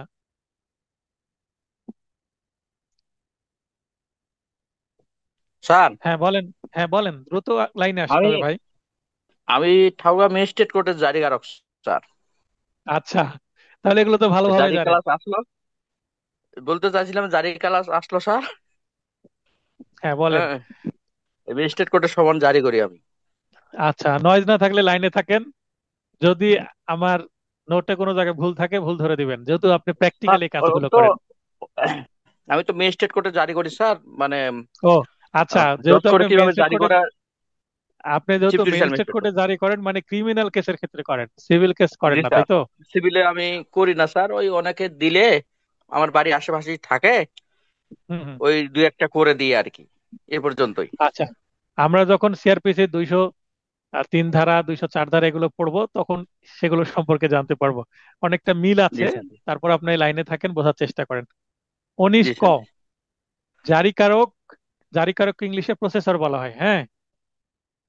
প্রসেস সার্ভার বলা হয়। হ্যাঁ, তাহলে জারিকারককে ক্রিমিনাল সিভিল উভয় ক্ষেত্রে প্রসেস সার্ভার বলা হয়। সার্ভার মানে যিনি সার্ভ করেন, পৌঁছে দেন। আর প্রসেস, প্রসেস বলতে কিন্তু সমনকে বোঝানো হয়। তাহলে জারিকারক কর্মকর্তার ঘোষণা ও স্বাক্ষর জারির প্রচেষ্টার বিষয়ে সাক্ষ্য হিসেবে বিবেচিত হবে। তাহলে আপনি যে সমন জারি করে আসেন, ক্রিমিনাল মামলার হোক না কেন, তাহলে ওখানে আসামির স্বাক্ষর নেন না? ওখানে ক্রিমিনাল মামলা হলে আসামি স্বাক্ষর, আর সিভিল মামলা হলে বিবাদী স্বাক্ষর নিতে হবে। এবং যিনি পৌঁছে দিচ্ছেন তিনিও স্বাক্ষর করবেন। 19 খ, ব্যক্তিগত জারির অতিরিক্ত হিসেবে ডাকযোগে, অর্থাৎ ব্যক্তিগতভাবে বা পদাতিক সমান, ওই যে জারিকারক ভাই একটু আগে বললেন, তো উনি পায়ে হেঁটে নিয়ে যাবেন, এটাকে বলা হয় ব্যক্তিগত জারি বা পদাতিক সমন। এটার পাশাপাশি অতিরিক্ত হিসেবে ডাকযোগেও সমন জারি করতে হয়। ও যুগপৎ, এখানে দেখেন একটা শব্দ আছে যুগপৎ সমন ইস্যু। যুগপৎ বলতে উভয়, মানে সিমুলটেনিয়াসলি, অর্থাৎ ব্যক্তিগতভাবে বা পদাতিক সমনও গেল, আবার বাই পোস্টও গেল, দুই ভাবেই যাবে। 30 দিনের মধ্যে প্রাপ্তি স্বীকারপত্র পাওয়া না গেলেও ঘোষণা করা যাবে। অর্থাৎ প্রাপ্তি স্বীকারপত্র কি, যখন আমরা কোনো পোস্ট করি সেখানে আমরা একটা সংক্ষেপে বলি এডি। এডির ইংরেজিতে পূর্ণ রূপ হচ্ছে অ্যাকনলেজমেন্ট ডিউ, এডি। আর বাংলা হচ্ছে প্রাপ্তি স্বীকারপত্র। যে কোনো চিঠি রেজিস্ট্রি করলে এর সাথে এডি যুক্ত করা যায়। তার মানে চিঠিটা পৌঁছলো কিনা, যিনি চিঠি প্রেরক তার কাছে আবার সেটার কি একটা কাগজ চলে আসবে, সেটাকে বলে এডি, প্রাপ্তি স্বীকারপত্র। তো যারা চিঠি পোস্ট করেছেন রেজিস্ট্রি করে তারা জানেন এডি কি, বাংলা এডি বা প্রাপ্তি স্বীকারপত্র। আর আমরা কোর্টের ভাষায় সংক্ষেপে এডি বলি। 20, তো এই এডি 20 দিনের 30 দিনের মধ্যে যদি না আসে, আদালতে যদি আমরা একটা দরখাস্ত দিই, স্যার যে সমন গিয়েছে এবং পদাতিক সমন পাওয়া গেছে, কিন্তু এই যে পোস্ট অফিসের মধ্যে মাধ্যমে সমন গেল কিনা এটার প্রমাণ স্বরূপ এডি ফেরত আসেনি, 30 দিন হয়ে গেছে অলরেডি। তো এডি থেকে যে এডি আসার যে বিষয়টি, এটা মানে আহ, উত্তরণ করে আমরা জবাবের জন্য স্টেপে যেতে চাই, অর্থাৎ এখানে এডি আর প্রয়োজন হবে না। 30 দিন যদি পার হয়ে যায় দরখাস্ত দিলেই পরবর্তী স্টেপ মানে জবাব দাখিলের জন্য চলে যাবে। 20, খুবই গুরুত্বপূর্ণ একটি বিধি, আদেশ 5-এর 20 থেকে প্রশ্ন আসে, বিকল্প জারি বা সাব ইনস্টিটিউট অফ সার্ভিস। বিকল্প জারি কাকে বলে? কত, যদি বলা হয় যে কত আদেশের কত ভিত্তিতে বিকল্প জারি সম্পর্কে বলা হয়েছে সমনের, তাহলে আদেশ 5 বিধি 20 বা অর্ডার 5, রুল 20। বিধির ইংরেজি কিন্তু রুল, রুল 20-তে বলা আছে। তো রুল 20-তে বলা হচ্ছে বিকল্প জারি বলছে লোড কিয়ে, অর্থাৎ কাউকে পাওয়া গেল না সেক্ষেত্রে সে যেখানে বসবাস করে আহ, তার যে প্রধান ফটক বা মেন গেট, সেই দরজায় লোডকে জারি করা যাবে। এবং যে লোডকে জারি করার সময় কিন্তু আবার আশেপাশে দুইজন ব্যক্তিকে বলতে হবে, এই যে ভাই লোডকে জারি করলাম, এর প্রমাণ স্বরূপ আপনি একটু স্বাক্ষর দেন তো। ওই এলাকার দুজন ব্যক্তি স্বাক্ষর নিতে হবে, তারা বলবে যে হ্যাঁ লোডকে জারির হয়েছে। তার মানে সমনের কপিটা গেটে ঝুলিয়ে দিবে। অথবা সংবাদপত্রে বিজ্ঞপ্তি করে জারি করা যাবে। যেমন আমি গত 2 দিন আগে একটি এনআই একটা মামলার, যদিও ক্রিমিনাল মামলা তারপরে উদাহরণ হিসাবে দেওয়া যেতে পারে, শেরপুর বাড়ি, আসামির বাড়ি শেরপুর, একটা চেকের মামলা হবে, এনে একটা মামলা তো সমন দিতে, সরি, এই মামলায় কি করতে হবে, তাকে লিগ্যাল নোটিশ দিতে হবে। যদিও সমন বিষয় পড়ছি, লিগ্যাল নোটিশ দিতে হবে। লিগ্যাল নোটিশ আমি বাই পোস্টও দিতে পারি, আবার পেপারে বিজ্ঞপ্তি দিতে পারি। সাধারণত ভিন্ন জেলায় যদি সমন পাঠানো, মানে সমন বা লিগ্যাল নোটিশ পাঠানো হয়, এটার এডি আসতে অনেক ঝামেলা হয়, দেরি হয়। এই কারণে আমরা কি করি, এগুলো অ্যাভয়েড করার জন্য ডিরেক্ট সরাসরি সংবাদপত্রে লিগ্যাল নোটিশ দিয়ে দিই। তো আমি সংবাদপত্রে লিগ্যাল নোটিশ দিয়ে দিলাম, এবার 30 দিন পরে আমি মামলা ফাইলিং করতে পারবো। আর বাই পোস্ট লিগ্যাল নোটিশ দিলে আমাকে কবে এডি ফেরত আসবে, অলরেডি এই মামলায় কিন্তু, যেহেতু আমার মক্কেল বলছিল যে ঠিকানা সঠিক আছে, জিনুইন ঠিকানা, আপনি আগে কি করেন, বাই পোস্টে দেন। বাই পোস্টে দিলে, দেওয়ার পরে আমি 2 মাস অপেক্ষা করে যে এডি ফেরত আসেনি, তারপরে আমি সংবাদপত্রে দিলাম। তো আমি অন্যান্য মামলায় সাধারণত ডিরেক্ট সংবাদপত্রে দিই, ওনার পরামর্শে দিয়ে আমার কি হলো, ডিলে হয়ে গেল মামলাটা। আমার ডিলে হলো মানে আমার মক্কেলেরই ডিলে হলো। তো যাই হোক, আবার দ্বিতীয়বার চেকটা কি করা হয়েছে, ডিজঅনার করা হয়েছে। ব্যক্তিগতভাবে জারির মতো কার্যকর হবে, অর্থাৎ বিকল্পভাবে জারি করলে সরাসরি হাতে দিয়ে যেমন কার্যকর হতো তেমনই হবে। যেহেতু পাওয়া যাচ্ছে না, কখন বিকল্প জারি করতে হয়, যখন বিবাদী পালিয়ে বেড়ায়, যে সে সমন নিবে না, অথবা তার যে বাসা, সে বাসা সে দীর্ঘদিন কি অনুপস্থিত এবং তার ঠিকানা খুঁজে পাওয়া যাচ্ছে না, তখন তার বাড়ির সামনে লটকিয়ে অথবা সংবাদপত্রে পেপার বিজ্ঞপ্তির মাধ্যমে সমন জারি করা যেতে পারে। এই হয়ে গেল সমন বিষয়ে। এরপরে বিধি ছয়, ছয় বলা হচ্ছে আরজি জবাব। আরজি জবাব, এখানে দেখেন আরজি ও জবাব বা আরজি জবাব দুইটা শব্দ আছে। এই দুইটা শব্দকে একসাথে বলা হয় প্লিডিংস। তো আরজি জবাব ইংরেজিতে হচ্ছে প্লিডিংস। দেখেন এস যুক্ত করা আছে, যেমন আমরা প্যারেন্টস, যদি প্যারেন্টস বলি এস যুক্ত করে দিই তাহলে পিতা ও মাতা, কিন্তু শুধু যদি প্যারেন্ট বলি তাহলে হয় পিতা অথবা মাতা হবে। তাহলে প্যারেন্ট, মেল প্যারেন্ট মানে পিতা, ফিমেল প্যারেন্ট মানে মাতা, কিন্তু প্যারেন্টস বললে পিতা মাতা উভয়কে বোঝাবে। তো যদি প্লিডিংস বলা হয় তাহলে এটা, এটার প্লিডিংস বা প্লিডিং অর্থ হবে হচ্ছে আরজি ও লিখিত জবাব। আরজি ও লিখিত জবাব, তো প্লিডিং বা প্লিডিংস একই অর্থে বোঝায় এখানে। প্লিডিং বলতে আরজিকেও বোঝায়, আবার লিখিত জবাব উভয়কে বোঝায়। অর্থাৎ বাদী যেটা দিবে, বাদীর প্লিডিং, সেটা আরজি, এবং বিবাদী যেটা আদালতে দাখিল করবে সেটাকে বলা হবে বিবাদীর প্লিডিং বা লিখিত জবাব। এই পয়েন্টটা বুঝতে পারলেন কিনা? অর্থাৎ আরজিকেও প্লিডিং বলা হয়, লিখিত জবাবকেও প্লিডিং বলা হয়। বাদী যেটা দাবি করে সেটাও প্লিডিং, বিবাদী যেটা দাবি করছে সেটাও প্লিডিং। প্লিডিং মানে কোনো কিছু আদালতে পেশ করা। তাহলে এটা আদেশ 6-এর একে বলা হচ্ছে। 2-এ বলা হচ্ছে প্লিডিং এ গুরুত্বপূর্ণ বিষয়াবলী বিবৃত করতে হবে, তবে সাক্ষ্য প্রমাণের বিবৃতি প্রয়োজন নেই। অর্থাৎ সাক্ষ্য বা প্রমাণের কথা প্লিডিং এ বলার দরকার নেই, আমরা সাক্ষ্য গ্রহণের সময় সেটা বলবো। তাহলে প্লিডিং এ কি কি থাকবে, ক্রমিক নম্বর যুক্ত পংক্তি থাকবে, পংক্তি বলতে প্যারা, তারিখ থাকবে, টাকার পরিমাণ থাকবে, সংখ্যা থাকবে ইত্যাদি। এগুলো কিন্তু অঙ্কে লিখতে হবে। অর্থাৎ আমি যখন ক্রমিক দিচ্ছি 1 2 3, এটা কিন্তু সংখ্যায় লিখতে, মানে অঙ্কে লিখতে হবে। এক, এ, ক, এক এভাবে লিখলে হবে না, এই যে অঙ্কে এক লিখতে হবে। বা কোনো সংখ্যা বা টাকার পরিমাণ কিন্তু, যেমন 50,000 টাকা, 5 0 0 0। দেখেন আমরা পড়ছিলাম আদেশ 6 আরজি ও জবাব অর্থাৎ প্লিডিং সম্পর্কে। তো প্লিডিং এ যে সংখ্যাগুলো ব্যবহার করা হবে, যেমন কোনো ক্রমিক নম্বর, তারিখ, টাকার পরিমাণ, সংখ্যা, এগুলো সবগুলোই অঙ্কে লিখতে হবে।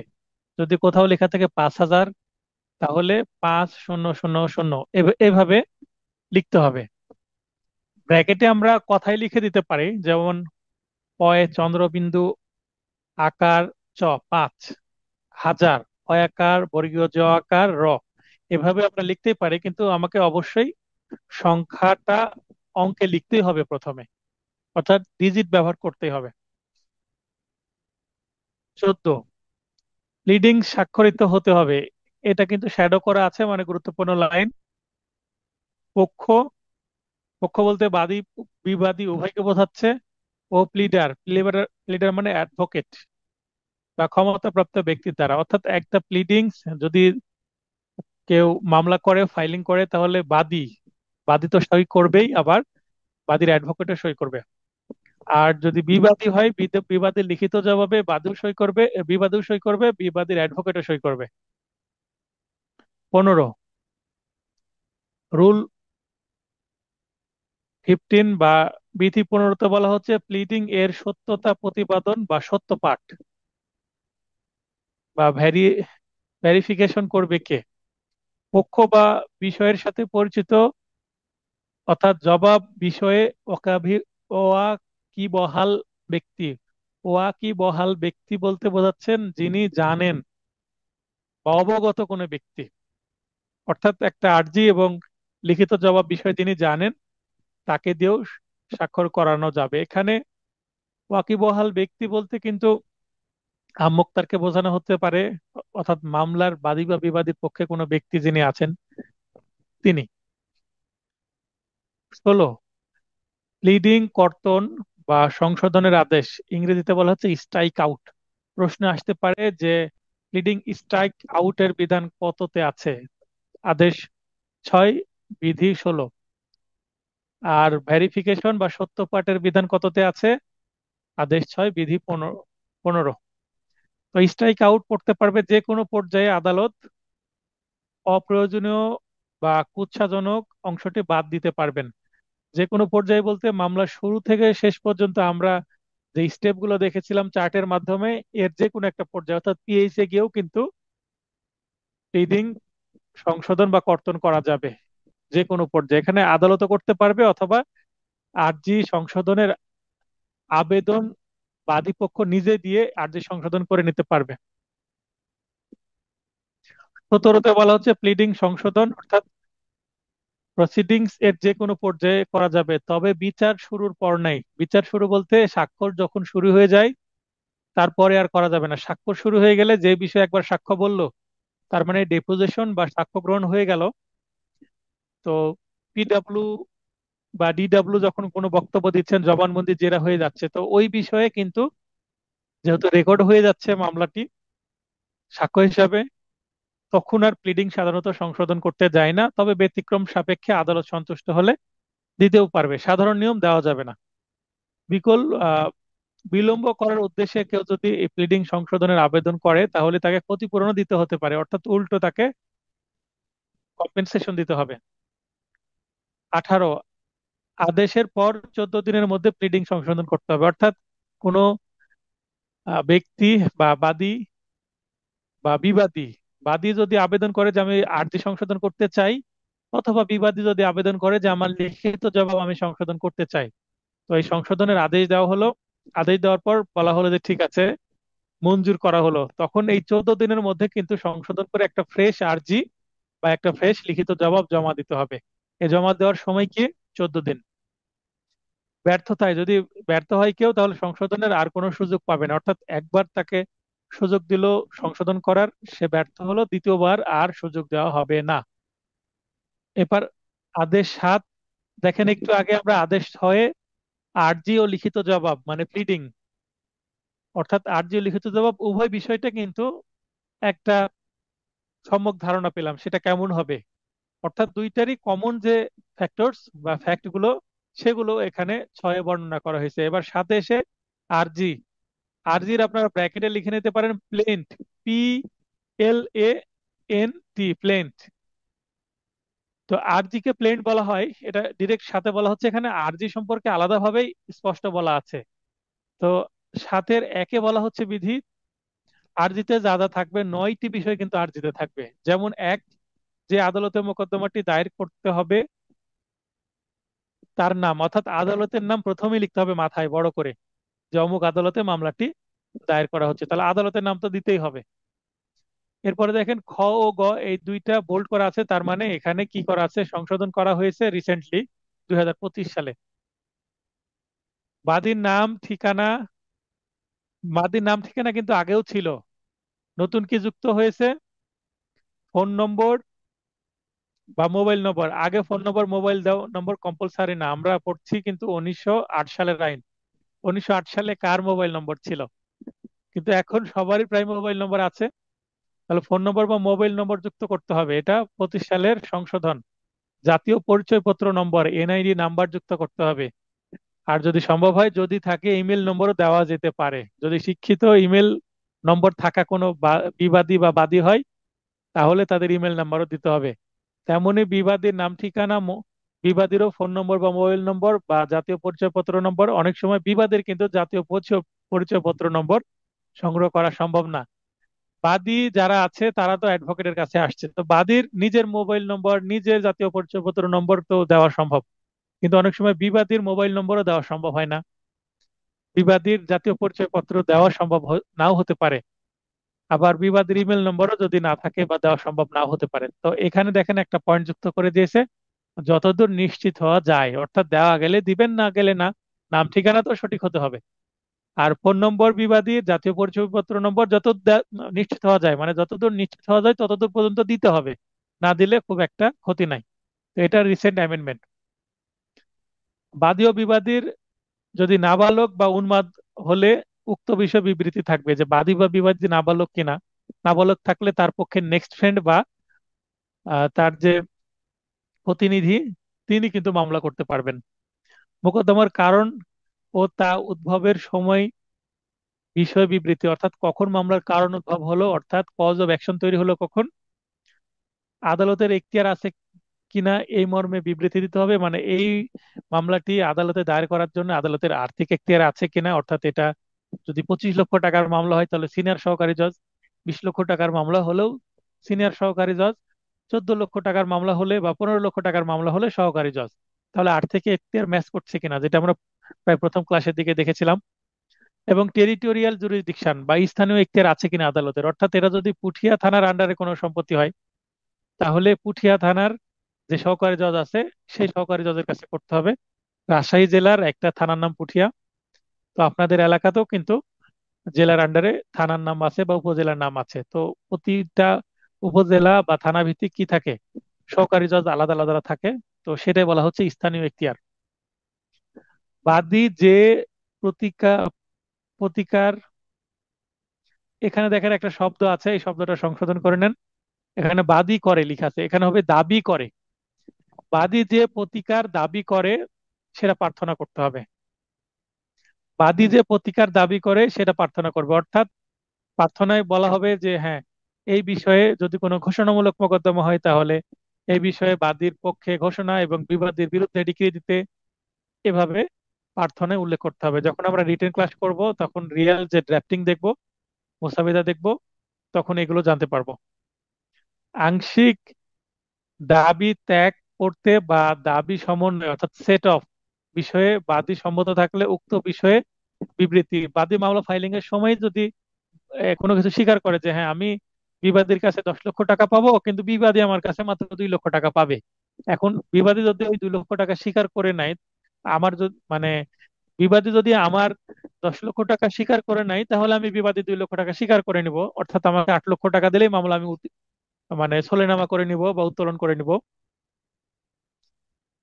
আদালতের এখতিয়ার ও কোর্ট ফি নির্ধারণের জন্য মোকদ্দমার বিষয়বস্তুর মূল্য সম্পর্কে বিবৃতি, অর্থাৎ মামলার তাইদাদ, এটা একটা বলা হয় তাইদাদ বা ভ্যালুয়েশন। একটা মামলার তাইদাদ ও ভ্যালুয়েশন কিসের হবে, মানে কি বিষয়ে মামলা হচ্ছে। যদি জমির সম্পর্কে মামলা হয়, ওই জমির মার্কেট ভ্যালু কত। যদি দলিল বাতিলের মামলা হয়, দলিলে কত টাকা মূল্য দেওয়া আছে। এই ধরনের যদি কোনো চুক্তি বাতিলের মামলা হয় তাহলে ওই চুক্তির মূল্য কত, বা চুক্তি প্রবলের মামলা হলে, চুক্তি বাস্তবায়নের মামলা হলে সেইটা এই চুক্তির ভ্যালু কত, যে বিষয়ে চুক্তি হচ্ছে সেটা। 6 বলা হচ্ছে তামাদি আইন হতে অব্যাহতি লাভের কারণসমূহ আর্জিতে উল্লেখ করতে হবে, অর্থাৎ এটা যে মামলার যে তামাদি, এটা যদি অতিবাহিত না হয়ে থাকে তাহলে কিভাবে অতিবাহিত হয়নি সেটার ব্যাখ্যা থাকবে। 9 বলা হচ্ছে আর্জি গ্রহণের পদ্ধতি। আদালতের প্রধান কেরানি, আধান আদালতের প্রধান যিনি কেরানি সেটাকে বলা হচ্ছে সেরেস্তাদার। সেরেস্তাদার কিন্তু এটা গ্রহণ করেন এবং তিনি পরীক্ষাপূর্বক স্বাক্ষর করে আর্জি গ্রহণ করেন। চার্টের প্রথম যে স্টেপ, মামলা দায়ের, সেটা কমপ্লিট এভাবে হয়। 10 আর্জি ফেরত। আর্জি দাখিল ও ফেরতের তারিখ, কারণ, দাখিল পক্ষের নাম লিপিবদ্ধ পূর্বক আর্জি ফেরত দিবে। কেন আর্জি ফেরত দিবে? মনে করেন সঠিক আদালতে যদি মামলা ফাইলিং করা না হয়, সঠিক আদালত বলতে পুঠিয়া আদালতে করতে হবে, ভুল করে দুর্গাপুর আদালতে করে ফেলেছে, অর্থাৎ কোনো কোনো ভুল আছে, এই কোর্টে মামলা চলবে না, তাহলে আর্জি ফেরত দিতে পারে। আর্জি ফেরত দেওয়ার বিধান কততে আছে? 10-এ আছে। 11 খুবই গুরুত্বপূর্ণ, এখান থেকে প্রশ্ন আসে। 7-11 আমরা পড়ছি আদেশ 7 বিধি 11, অর্থাৎ অর্ডার 7 রুল 11। আরজি খারিজ বা নাকচ বা প্রত্যাখ্যান, রিজেক্ট, রিজেকশন অফ প্লেন্ট। এই যে প্লেন্ট, এই প্লেন্ট শব্দটা আমরা এখানে আরজির পাশে ব্র্যাকেটে ইংরেজিতে লিখে রাখতে রাখতে পারেন, এখানে প্লেন্ট দেওয়া আছে। 4টি ক্ষেত্রে আদালত কিন্তু প্লেন্ট রিজেক্ট করে দিতে পারে বা প্রত্যাখ্যান করতে পারে। 1 নম্বরে হচ্ছে মোকদ্দমার কারণ প্রকাশ না করলে, কি কারণে মোকদ্দমা করছে, কজ অফ অ্যাকশন উল্লেখ করলো না, আদালত বুঝতে পারবে না যে কেন আপনি আদালতে আসছেন, আদালতে আসার কারণে আপনি মামলায় লেখেননি, তাই ফেরত দিয়ে দিবে। খ হচ্ছে মূল্য কম মূল্যায়িত হলে, কম মূল্যায়িত হলে মানে মামলার যে ভ্যালু সেটা যদি কম দেখানো হয়, অর্থাৎ ভ্যালুয়েশন অস্বাভাবিকভাবে কম দেখানো হচ্ছে। আর 5 নম্বরে হচ্ছে কম মূল্যের, অর্থাৎ মূল্য সঠিক দেখিয়েছে কিন্তু এই মূল্য অনুসারে যতটুকু কোর্ট ফি দেওয়া দরকার কোর্ট ফি কম দিয়েছে। অর্থাৎ কম মূল্যের বা অপর্যাপ্ত স্ট্যাম্পযুক্ত কাগজে আর্জি দাখিল করলে, স্ট্যাম্পযুক্ত কাগজে যে আর্জি দাখিল করা এটা হচ্ছে কোর্ট ফি দেওয়া। আমরা সাধারণত বিভিন্ন স্ট্যাম্পে যেমন এফিডেভিট করি, বিভিন্ন চুক্তি করে, নন জুডিশিয়াল স্ট্যাম্পে চুক্তি করি। নন জুডিশিয়াল স্ট্যাম্প হয় 20 টাকার, 50 টাকার, 100 টাকার। 100 টাকার উপরে কোনো কিন্তু নন জুডিশিয়াল স্ট্যাম্পের ভ্যালু থাকে না। 100 টাকার উপরে কোনো স্ট্যাম্পই হয় না, নন জুডিশিয়ালের কথা বলছি। কিন্তু জুডিশিয়াল স্ট্যাম্প কিন্তু 100 টাকার উপরে হয়, 500 টাকা হয়, 1000 টাকা হয়, 2000 টাকা হয়, 5000 টাকা হয়, 10,000 টাকা হয়, এইভাবে কিন্তু মানে বিগ ভ্যালুর জুডিশিয়াল স্ট্যাম্প হয়। এই জুডিশিয়াল স্ট্যাম্প গুলোই কিন্তু আমরা মামলায় কোর্ট ফি হিসাবে যুক্ত করে থাকি। যেমন কেউ যদি কোনো দলিল বাতিলের মামলা করে তাহলে তাকে অ্যাড ভ্যালোরাম কোর্ট ফি দিতে হতে পারে। সেটা 30,000 টাকা, 40,000 টাকা, এভাবে অনেক টাকা দিতে হতে পারে। তো 30-40 হাজার টাকার যদি কোর্ট ফি দিতে যাই, আমরা জুডিশিয়াল কোর্ট ফির মাধ্যমেই দিব, না হলে কিন্তু এই ছোট ছোট যে কোর্ট ফি, ছোট ছোট যে কোর্ট ফি গুলো আছে চিটকুট আকারের, এই কোর্ট ফি গুলো কিন্তু সর্বোচ্চ 20 টাকা ভ্যালুর হয়। তো 20 টাকার ভ্যালুর কতগুলো কোর্ট ফি দিয়ে দিতে হবে? তো এটা কিন্তু অনেকটা বিপদ, মানে বলতে গেলে অনেক ঝামেলা। তাই আমরা ওই যে একটা স্ট্যাম্প, অর্থাৎ লিগ্যাল সাইজের যে পেজ, সেটাই তো স্ট্যাম্প আকারে তৈরি করা হয়, সরকারি স্ট্যাম্প বা জুডিশিয়াল স্ট্যাম্প, যেগুলো কোর্ট ফি হিসাবে ব্যবহার করা হয়। মনে করেন মামলার কোর্ট ফি দেওয়ার কথা ছিল 30,000 টাকার, ভুল করে সেখানে দেওয়া হয়েছে 28,000 টাকার, কিন্তু 2,000 টাকার কোর্ট ফি কম দিয়েছে, ওই স্ট্যাম্প কম দিয়েছে, এই কারণে মামলা ফেরত দিতে পারে।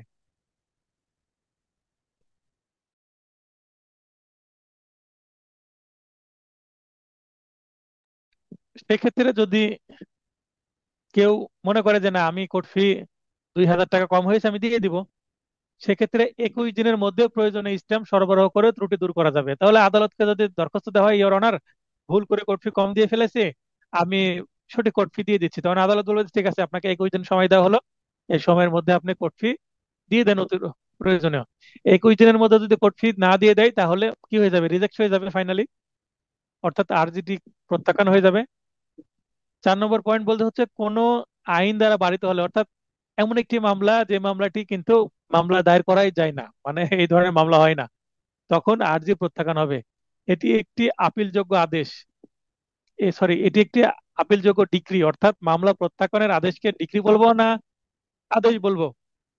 তো মামলা প্রত্যাখ্যানের আদেশকে আসলে ডিক্রি বলা হবে। আমরা প্রথমে ধারা 2-এর উপধারা 2-এ কিন্তু ডিক্রি সংজ্ঞা পড়েছিলাম, সেই কথাটা এখানে কিন্তু বলা আছে যে আরজি খারিজ বা আরজি প্রত্যাখ্যান বা আরজি নাকচকে কি বলা হবে? আদেশ বলা হবে না ডিক্রি বলা হবে? এটা একটা ডিক্রি, অতএব এটার বিরুদ্ধে আপিলও চলবে। তো এই যে 7-11, আদেশ 7 বিধি 11-তে 4টি ক্ষেত্রে কিন্তু কি করা যায়? রিজেকশন করা যায় আরজি। 12, আরজি প্রত্যাখ্যানের পদ্ধতি কেমন হবে? কারণ উল্লেখ পূর্বক আদেশ প্রদান করবে। 13, আরজি প্রত্যাখ্যান হলে যে ক্ষেত্রে নতুন আরজি দাখিলে বাধা নেই, কিছু কিছু ক্ষেত্রে আবার নতুন আরজি দাখিল করা যাবে, যেমন পূর্বে উল্লেখিত বিধি 11 কারণে, অর্থাৎ 11-তে যে 4টি কারণ উল্লেখ করা আছে, এই 4টি কারণে যদি আরজি খারিজ হয় কারো, তাহলে এই আরজি খারিজ বা প্রত্যাখ্যান হলে নতুন আরজি দাখিলের মাধ্যমে মোকদ্দমা করা যাবে, অর্থাৎ এটার বিরুদ্ধে আপিলও করা যাবে। যদি মনে করে যে না, খারিজ হয়ে গেছে, আমি কি করব, আপিল না করে নতুন আরেকটা মোকদ্দমা করে দেবো, যদি কোর্ট ফি আরো বেশি হয় পকেটে, তাহলে সে কি করতে পারে, আবার নতুন ভাবে মামলা করবে। তবে আপিল করলে কিন্তু, যদি আপিল টিকে যায়, তাহলে কোর্ট ফি কিন্তু আগে যেটা দিয়েছিলাম ওইটা কিন্তু আবার ব্যবহার করা যাবে। আর যদি কোর্ট ফির পরিমাণ কম হয়, যেমন ছোট মামলা হয়, 300 টাকার কোর্ট ফি দেওয়া হয়েছে বা 1,000 টাকার কোর্ট ফি দেওয়া হয়েছে, তখন এই আপিলের ঝামেলায় না গিয়ে নতুন করে আরেকটা মামলা করাই ভালো। আর কোর্ট ফি অ্যামাউন্ট যদি আমি 30,000 টাকা দিয়ে থাকি, আর ক্লায়েন্টের কাছে 30,000 টাকা যদি একটা বিগ অ্যামাউন্ট হয় তার অর্থনৈতিক অবস্থা দেখে, তাহলে আপিল করাই ভালো। তাহলে কোর্ট ফিটা আর নষ্ট হবে না। আর নতুন মামলা করলে তো আগের মামলা বাতিল, মানে কোর্ট ফি বাতিল হয়ে গেল, ফেরত পাওয়া যাবে না, ওকালতনামাও ফেরত পাওয়া যাবে না। আর আপিল যদি করা হয়, আপিল মঞ্জুর হলে আগের ওকালতনামাও চলবে, আগের কোর্ট ফিও চলবে, আগের আরজিটাও চলবে। তাহলে 14, আরজির সাথে যে সকল দলিল দাখিল করতে হবে, যে দলিল বলে মোকদ্দমা আনয়ন করা হয়েছে তা বাদীর দখলে থাকলে তা উপস্থিত ও নকল পেশ করতে হবে। অর্থাৎ যে, মনে করেন একটা মামলা করছি, আমি দাবি করছি যে এই সম্পত্তিটা আমার, এই সম্পত্তি যদি আমার ওয়ারিশ সূত্রে হয়, তাহলে ওয়ারিশন সনদ এবং কার মাধ্যমে এটা আসছে, সেক্ষেত্রে আর এস খতিয়ান সম্ভব হলে এস এ খতিয়ান দিতে হবে। আর মামলাটা যদি খারিজ করা থাকে তার উত্তরাধিকারীর বাবা বা দাদার নামে, তাহলে সেটার খারিজের কাগজপত্র দিতে হবে। এবং ট্যাক্স যদি দেওয়া থাকে, ভূমি কর, সেটা পরিশোধের রসিদ দিতে হবে, এগুলো। আর যদি এই মামলাটা কোনো ক্রয় দলিলের মাধ্যমে হয়, ওই দলিলটার সার্টিফাইড কপি অথবা মূল দলিল দিতে হবে। উকিল কর্তৃক সত্যায়িত হবে সেক্ষেত্রে। এবং দখলে না থাকলে কার দখলে আছে তা বিবৃত ও তালিকা পেশ করতে হবে। নিজের দখলে নয়, বলে দিতে হবে অমুকের দখলে আছে।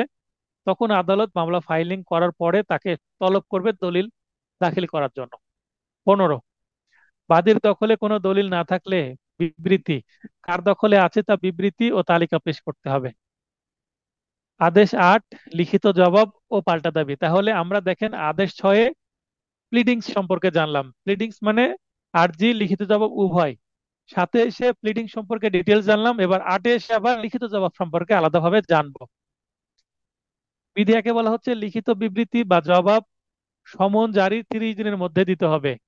30 দিনের মধ্যে যদি কেউ দিতে ব্যর্থ হয়, অতিরিক্ত 30 দিন সহ মোট 60 দিনের মধ্যে সমন পাওয়ার পরে 60 দিনের মধ্যে লিখিত জবাব দেওয়া যাবে। তাহলে যদি প্রশ্ন আসে লিখিত জবাব দাখিলের সর্বোচ্চ সময় কত, 60 দিন, 60 ডেজ। কেউ যদি ব্যর্থ হয় 60 দিনের মধ্যে লিখিত জবাব দিতে, তাহলে বিবাদীর আর লিখিত জবাব দেওয়ার সুযোগ থাকে না সাধারণত। মামলাটি একতরফা শুনানি অন্তে মোকদ্দমা নিষ্পত্তি হবে। তার মানে বিবাদী আসলো না, তখন মামলা চলে যাবে একতরফা। একতরফা কি আমি প্রথম ক্লাসে চার্ট দিয়ে বুঝিয়েছিলাম, ফাঁকা মাঠে গোল দেওয়া। 2, নতুন বিষয় অবশ্যই স্পষ্টভাবে উল্লেখ করতে হবে যা বাদী গোপন করেছে, যথা কোনো প্রতারণা করেছে কিনা, তামাদি বিষয়ে কোনো মিথ্যা তথ্য দিয়েছে কিনা, বা কোনো টাকা পরিশোধ আছে সেটা উল্লেখ করেছে কিনা, বা আইন বিরুদ্ধে কোনো তথ্য আছে কিনা, এগুলা বিবাদী লিখিত জবাবে দিবে। এবং বাদীর যে আহ, আর্জি, সেই আর্জির পয়েন্ট পয়েন্ট কি করবে, অস্বীকৃতি জানাবে এবং ধুয়ে দিবে একেবারে। মানে বাদী সব মিথ্যা লিখেছে, বানোয়াট লিখেছে, ভিত্তিহীন লিখেছে, প্রকৃত ঘটনা এই, ইওর অনার বলে প্রকৃত ঘটনা লিখিত জবাবে উল্লেখ করবে। 3, বাদীর আর্জিতে দাবিকৃত বিষয়ের জবাবে বিবাদীর অস্বীকৃতি নির্দিষ্ট বা সুস্পষ্ট হতে হবে। মানে কি বিষয় অস্বীকৃতি জানাতে, সেটা সুস্পষ্টভাবে বলতে হবে, শুধু ক্ষতিপূরণের বিষয় ব্যতীত। 5, সুনির্দিষ্টপূর্ণ অস্বীকার করতে হবে, নচেত তা বিবাদী কর্তৃক স্বীকার করা হয়েছে মর্মে গণ্য করা হবে। একটা পয়েন্ট সে টাচ করলো না এবং ওই পয়েন্ট সম্পর্কে কোনো কি করলো না, বক্তব্য দিল না, এবং সেটা অস্বীকার করলো না, তখন আদালত ধরে নেবে যে এই পয়েন্টটা বাদীর সঠিক এবং বিবাদী সেটা স্বীকার করে নিচ্ছে অলরেডি।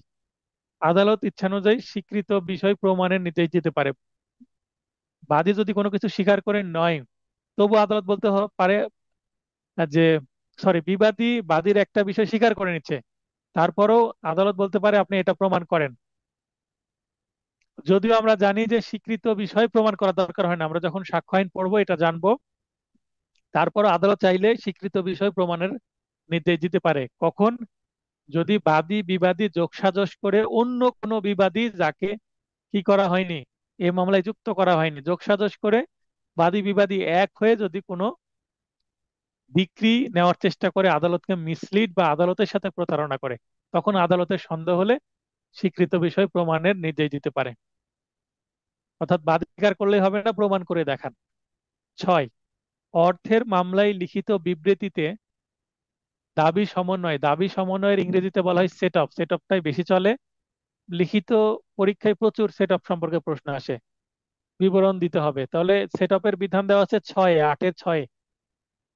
আরজির দাবি ও পাল্টা দাবির ফলাফল সমান ক্রিয়াশীল হবে, অর্থাৎ আরজিতে কোনো বাদী যেটা দাবি করছে সেটা যেমন গুরুত্বপূর্ণ, তেমনি বিবাদীতে কোনো কিছু যদি পাল্টা দাবি করে অর্থাৎ সেট অফ দাবি করে সেটাও সমান গুরুত্বপূর্ণ। 9, পরবর্তী প্লিডিংস। আদালতের অনুমতি ব্যতীত সেট অফ ছাড়া পরবর্তী প্লিডিং দাখিল করা যাবে না। অর্থাৎ সেকেন্ড টাইম একটা মানে বাদী একটা আর্জি দিয়েছে, সেকেন্ড আর্জি দেওয়া যাবে না আদালত যদি অনুমতি না দেয়। এবং বিবাদীর ক্ষেত্রেও লিখিত জবাব দ্বিতীয়বার দেওয়া যাবে না, তবে সেট অফের ক্ষেত্রে দেওয়া যাবে।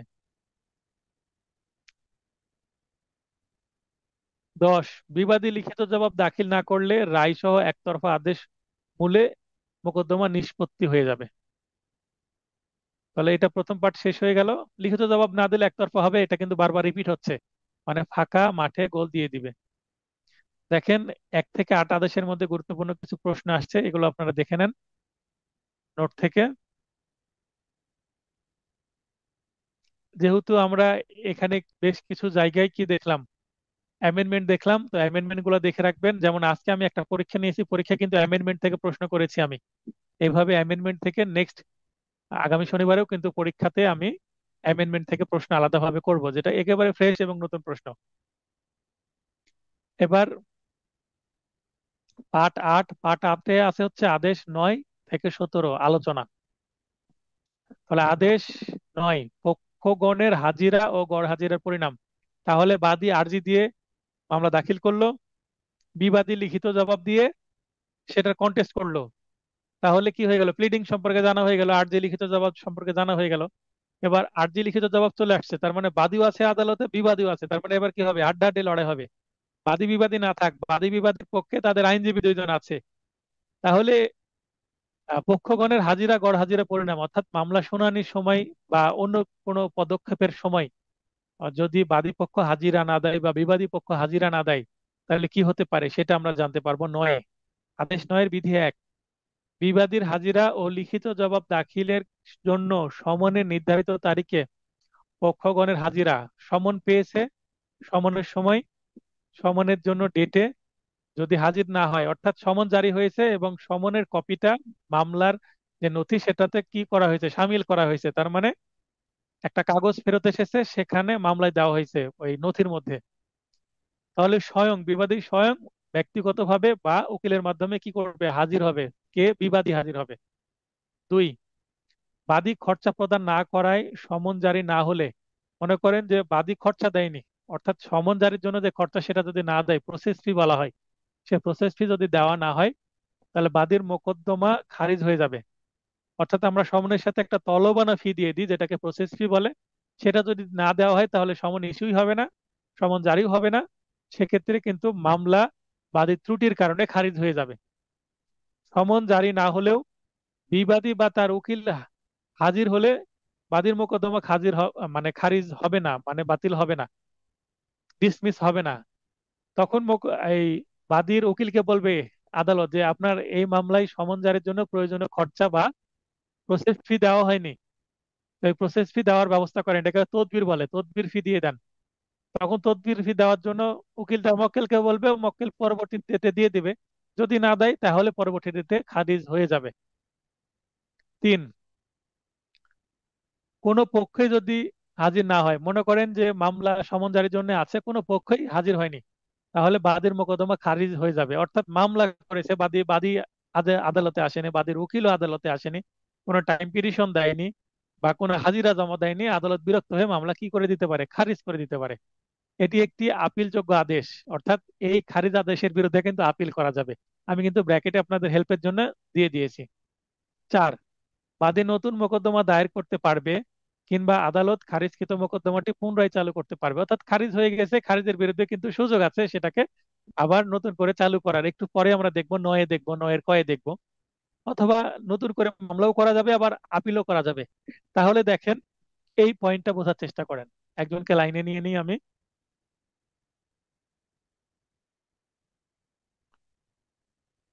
আচ্ছা, কামরুজ্জামান ভাই লাইনে আসেন।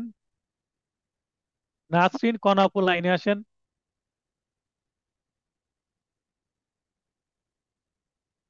আচ্ছা, নাসরিন কণা স্যার আপু লাইনে স্যার ভালো আসলেন। আছেন? হ্যাঁ, ভালো আছি। দেখেন, এই যে এই পয়েন্টে নয় আদেশ অনুসারে নয়ের দুইয়ে হোক বা তিনে হোক বা চারে হোক, যদি বাদীর মামলা খারিজ হয়ে যাবে আর ডিসমিস হয়ে যায়, তাহলে বাদীর কাছে তিনটা পথ খোলা আছে। কয়টা পথ খোলা আছে? তিনটা। কা- তিনটা, মানে খারিজ আদেশের বিরুদ্ধে তিনটা প্রতিকার আছে। কি কি? এটা একটি আপিল যোগ্য আদেশ, মানে এটার বিরুদ্ধে আপিলে চলে যেতে পারে। ঠিক আছে। জি স্যার।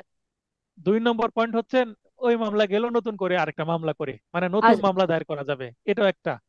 এবং আরেকটা কি, এই যে আমরা যখন নয়ে পড়বো, মামলা পুনরুদ্ধার করা। ঠিক আছে, মানে এই খারিজ রদ করা যেটাকে বলে, এই যে রাত- দেখেন, রদ আদেশ আছে। খারিজ রদ করে দিলে মামলা স্যার। নতুন করে আবার চালু হবে। ঠিক আছে, বুঝতে পারলেন বিষয়টি? জি স্যার। তাহলে পাঁচে আমরা যেটা দেখবো, সমন জারি না হয়ে ফেরত আসার 1 মাসের মধ্যে বাদী নতুন সমনের আবেদন না করলে খারিজ হয়ে যাবে। তার মানে সমন জারি হয়ে আসেনি এবং 1 মাসের মধ্যে নতুন সমনের আবেদন বাদী করতে আসে। হবে, মানে এটাকে তদবির গ্রহণ বলে। নতুন করে আবার সমনের কাগজপত্র জমা দিতে হবে, এবং সেটা যদি না দেয় কিন্তু খারিজ করে দিবে। তবে কারণ দর্শালে খারিজ হবে না, অর্থাৎ আদালত যদি কারণ দর্শায় যে আমি এই কারণে দিতে পারিনি তদবির, আমি দিয়ে দিব ইওর অনার, তাহলে কিন্তু আবার খারিজ হবে না। পাঁচ কিন্তু গুরুত্বপূর্ণ। ছয়, শুধুমাত্র বাদী হাজির হলে, বাদী হাজির হয়েছে তাহলে কি হবে? বিবাদী আসেনি। পদ্ধতি হচ্ছে, সমন যদি জারি হয়ে যায়, বাদী হাজির হয়েছে, তাহলে একতরফা হয়ে যাবে। আমি প্রথম ক্লাসে কিন্তু এটা বুঝিয়ে দিয়েছি যে সমন জারি হয়েছে কিন্তু বাদী আসেনি, তাহলে মামলা একতরফা হবে। ফাঁকা একতরফা হয়ে যাবে, মাঠ। ডিক্রি জারি হয়ে যাবে। হ্যাঁ, হ্যাঁ, ফাঁকা মাঠ। সমন জারি যদি না হয়, তাহলে দ্বিতীয় সমন প্রেরণও জারি। এখানে কমন সেন্স দিতে হবে আমাদের 6 নম্বরে। মনে করেন সমন জারি হয়ে গেছে, বিবাদী আসেনি, তাহলে এটা বিবাদীর দোষ, তাহলে বিবাদীকে সাজা দিতে হবে। বিবাদীকে সাজা দেওয়ার মোক্ষম উপায় কি? মামলা একতরফাতে নিয়ে যাওয়া। আর জি স্যার। সমন জারি হয়নি, সমন জারি হয়নি মানে বিবাদী জানতেই পারেনি, তাহলে বিবাদীকে তো আবার সুযোগ দিতে হবে। তাহলে বাদীকে বলতে হবে, ভাই আবার কি করেন, সমনের কাগজপত্র দেন, সেকেন্ড সমন দেওয়া হোক। ঠিক আছে, এই হচ্ছে আদালতের ন্যায় বিচার। আদালত উভয় পক্ষে কাজ করবেন। আট, শুধুমাত্র বিবাদী হাজির হলে, মানে বাদীর মামলা, বাদী নিখোঁজ, বাদীর উকিলও নাই, বাদীও নাই, হাজিরাও নাই, টাইম পিটিশনও নাই, সময় দরখাস্তও নাই, বা কোনো দরখাস্তই নাই, তার মানে বাদী নিখোঁজ, বাদীকে পাওয়া যাচ্ছে না, গড় হাজির। সেক্ষেত্রে কি হবে? সেক্ষেত্রে পদ্ধতি, মানে আদালত কি পদ্ধতি গ্রহণ করবে মামলার ক্ষেত্রে? দাবি স্বীকার করলে খারিজ হয়ে যাবে। সরি, দাবি অস্বীকার করলে, অর্থাৎ বিবাদী এসে যদি বলে যে বাদী যা দাবি করছে আমি সব অস্বীকার করছি, ভুল। বানোয়াট মামলা করছে, তাহলে মামলা খারিজ হয়ে যাবে। কারণ বাদীর মামলা টিকানোর মতো কেউ নাই, বাদীও নাই, বাদীর উকিলও নাই। আংশিক যদি স্বীকার করে, ইওর অনার মামলা করেছে মনে করেন যে 10 লক্ষ টাকার, 10 লক্ষ টাকা পাবে না, আমার কাছে 7 লক্ষ টাকা পাবে, তাহলে 7 লক্ষ টাকার জন্য মামলা চলবে, বাকি 3 লক্ষ টাকার জন্য চলবে না। আবার আরেকটা উদাহরণ দিই, মনে করেন যে দুইটা জমি নিয়ে মামলা, অর্থাৎ তফসিল দুইটা, একটা 1 বিঘা আরেকটা 2 বিঘা। এখন বললো যে স্যার এই 2 বিঘার সম্পত্তি আমার, কিন্তু 1 বিঘা তার, আমি 1 বিঘা স্বীকার করে নিচ্ছি। তো 1 বিঘার জন্য মামলা চলবে, কিন্তু 2 বিঘার জন্য খারিজ হয়ে যাবে। অর্থাৎ মামলা আংশিক টিকবে, আংশিক খারিজ। বাদে। হ্যাঁ, তো ওই অনুপাতে ডিক্রি ও অস্বীকারকৃত অবশিষ্টাংশের জন্য খারিজ হয়ে যাবে, যেটা অলরেডি আমি বুঝিয়ে দিয়েছি সহজ ভাষায়। এরপরে নয়, বাদীর ত্রুটির জন্য তার বিরুদ্ধে ডিক্রি হলে। আচ্ছা, বাদী ত্রুটির জন্য সাধারণত তার বিরুদ্ধে ডিক্রি হয় না। যে কোনো মামলায় হয় বাদী ডিক্রি পাবে অথবা মামলা খারিজ হয়ে যাবে। দুই একটা এক্সেপশনাল মামলা আছে যে ক্ষেত্রে শুধুমাত্র বিবাদীর পক্ষে ডিক্রি চলে যায়। মানে মামলার ডিক্রি সবসময় বাদী পাবে, অর্থাৎ যে আবেদন করবে, আর্জি দিবে, সেই ডিক্রি পাবে। বিবাদী তো আর্জি স্যার দেয় না। স্যার এই বলেন। ক্ষেত্রে যদি মানহানির বিবাদী যদি মানহানির মামলা করে দেয়, যে মানে ভুল মামলা দিল তাই বাদীর বিরুদ্ধে। সেটা তো ক্ষতিপূরণের মামলা করতেই পারে, সেটা ভিন্ন জিনিস। আমি সেটা বলি, মনে করেন যে বাদীর ত্রুটি হয়েছে, বাদীর ত্রুটি হলে বাদীর মামলা খারিজ হবে, কিন্তু বিবাদীর পক্ষে বা বাদীর বিরুদ্ধে ডিক্রি হবে, এটা কিন্তু একটা কি, এক্সেপশনাল একটা পয়েন্ট। যদি দলিল বাতিলের মামলা হয়, মামলা খারিজ হবে, কিন্তু এটা উল্টো, বিবাদীর পক্ষে ডিক্রি হবে না। কারণ বিবাদী ডিক্রি নিতে হলে তাকে বাদী হয়ে মামলা করে ডিক্রি নিতে হবে, অর্থাৎ আর্জির মাধ্যমে ডিক্রি পাওয়া সম্ভব, এটা হচ্ছে কমন একটা নিয়ম। কিন্তু কখন বাদীর বিরুদ্ধে ডিক্রি চলে যায়, দুই মামলার ক্ষেত্রে সাধারণত আমার জানা মতে আছে, আরো থাকতে পারে, আমি যেটা জানি দুইটা মামলার ক্ষেত্রে। এক, টাকার মামলার ক্ষেত্রে, যদি বাদী না থাকে এবং বাদীর থেকে সেট আপে যদি বিবাদী বেশি দাবি করে, অর্থাৎ বাদী মামলা করেছে, বাদী পাবে 5 লাখ টাকা, কিন্তু বিবাদী বলছে যে 5 লাখ টাকা সে পাবে, এটা ঠিক আছে, কিন্তু আমি তার কাছ থেকে 7 লাখ টাকা পাবো। তার মানে উল্টো মাইনাস করলে আমি আরো 2 লাখ টাকা পাবো। তখন উল্টো সেট আপ করে এই মামলায় বাদীর বিরুদ্ধে মামলা দিয়ে দেবে বিবাদীর পক্ষে। ঠিক আছে, এটা একটা টাকার মামলা বা অর্থ ঋণ এই কেসে, যেখানে সেট অপের বিধান বা সেট অপের যেখানে দাবি করা হচ্ছে এবং সেট অপে বাদীর থেকে বিবাদীর টাকাই বেশি পাওনা, তখন এটা হবে। এটা একটা। এবং আরেকটা খুবই কমন মামলা, সেটা হচ্ছে বাটোয়ারার মামলা। বাটোয়ারার মামলাতে যদি বা পার্টিশন শুট এর ক্ষেত্রে বাদী যদি মামলা থেকে সরেও যায় বা হাজির না থাকে বা প্রত্যাহারও করতে চাই, সেক্ষেত্রেও কিন্তু মামলা কি হতে পারে, বিবাদীর পক্ষে ডিক্রি হতে পারে। দেওয়ান ভাই, কর্ণাপু বুঝতে পেরেছেন? জি স্যার, বুঝতে পেরেছি। তাহলে আসসালামু এটা আলাইকুম। আমার, এটা প্র্যাকটিসে আমার জানা আছে। এর বাইরে আরো আছে কিনা আমি বলতে পারবো না। হ্যাঁ, দেওয়ান ভাই আসসালামু বলেন। আলাইকুম স্যার। বলেন। আসসালামু আলাইকুম স্যার। ওয়ালাইকুম আসসালাম। ভালো আছেন স্যার? হ্যাঁ বলেন, প্রশ্ন করেন, সময় চলে যাচ্ছে। স্যার আপনি যে বললেন 7 লক্ষ টাকা যদি দাবি করি, আমি তো এটা জানি যে এটা কাউন্টার মামলা হয় স্যার। এই কাউন্টার মামলার বিষয়টা কি এখানে আসবে স্যার? কাউন্টার মামলা মানে বাদীর বিরুদ্ধে বিবাদী আরেকটা নতুন মামলা করলো, দ্যাট ইজ কাউন্টার মামলা বা কাউন্টার শুট। কিন্তু টাকার মামলা বা মানি শুটের ক্ষেত্রে যদি সেট অফ দাবি করা হয়, সেট অফটা কি, বাদী টাকার মামলা করছে, উল্টো বিবাদী বলছে আমি তার কাছ থেকে বেশি টাকা পাবো, বা হ্যাঁ বেশি না পাই কম পাই, মানে বিবাদীও দাবি করছে যে হ্যাঁ সে আমার কাছে 10 লাখ পাবে কিন্তু আমি তার কাছে 2 লাখ টাকা পাবো, অথবা সে আমার কাছে 10 লাখ পাবো আমি তাকে তার কাছে 15 লাখ টাকা পাবো। হ্যাঁ এটাকে স্যার, বলা হচ্ছে উল্টো দাবি। পাল্টা দাবি। এটাকে বলে পাল্টা দাবি বা সেট অফ। এটা বাদীর ওই মামলার মধ্যে লিখিত জবাব দিয়ে করা যায়, একটু আগে আমরা দেখেছি অলরেডি। তো স্যার এটা কাউন্টার মামলা বলা যাবে না, এটা সেট অফ না, বলতে হবে, সেট অফ মামলা। সেট অফ বলতে হবে। সেট অফ বলতে, সেট অফ মামলা না, সেট অফ। লিখিত জবাবে সেট অফই বলতে হবে, কারণ লিখিত জবাব দিয়ে ওই একই মামলার মধ্যেই দাবি করা যায়। ও আচ্ছা, আর ঠিক আছে কাউন্টার স্যার। মামলা হলে, কাউন্টার মামলা হলে ডিফারেন্ট অ্যানাদার শুট। ঠিক আছে, ভিন্ন আর একটা মামলা হতে হবে। ক্লিয়ার হলো? হ্যাঁ স্যার, ঠিক আছে। আচ্ছা, নয় বলা হচ্ছে বাদীর ত্রুটির জন্য তার বিরুদ্ধে যদি ডিক্রি হয় তাহলে নতুন মোকদ্দমা চলবে না। তার বাদী মামলা করলো, বাদী ত্রুটি করলো, বিবাদীর পক্ষে একটা মামলা রায় হয়ে গেল, বাদী ওই বিষয়ে নতুন মামলা করতে পারবে না। নতুন মামলা করলে কি হবে, রেস জুডিকাটা হয়ে যাবে।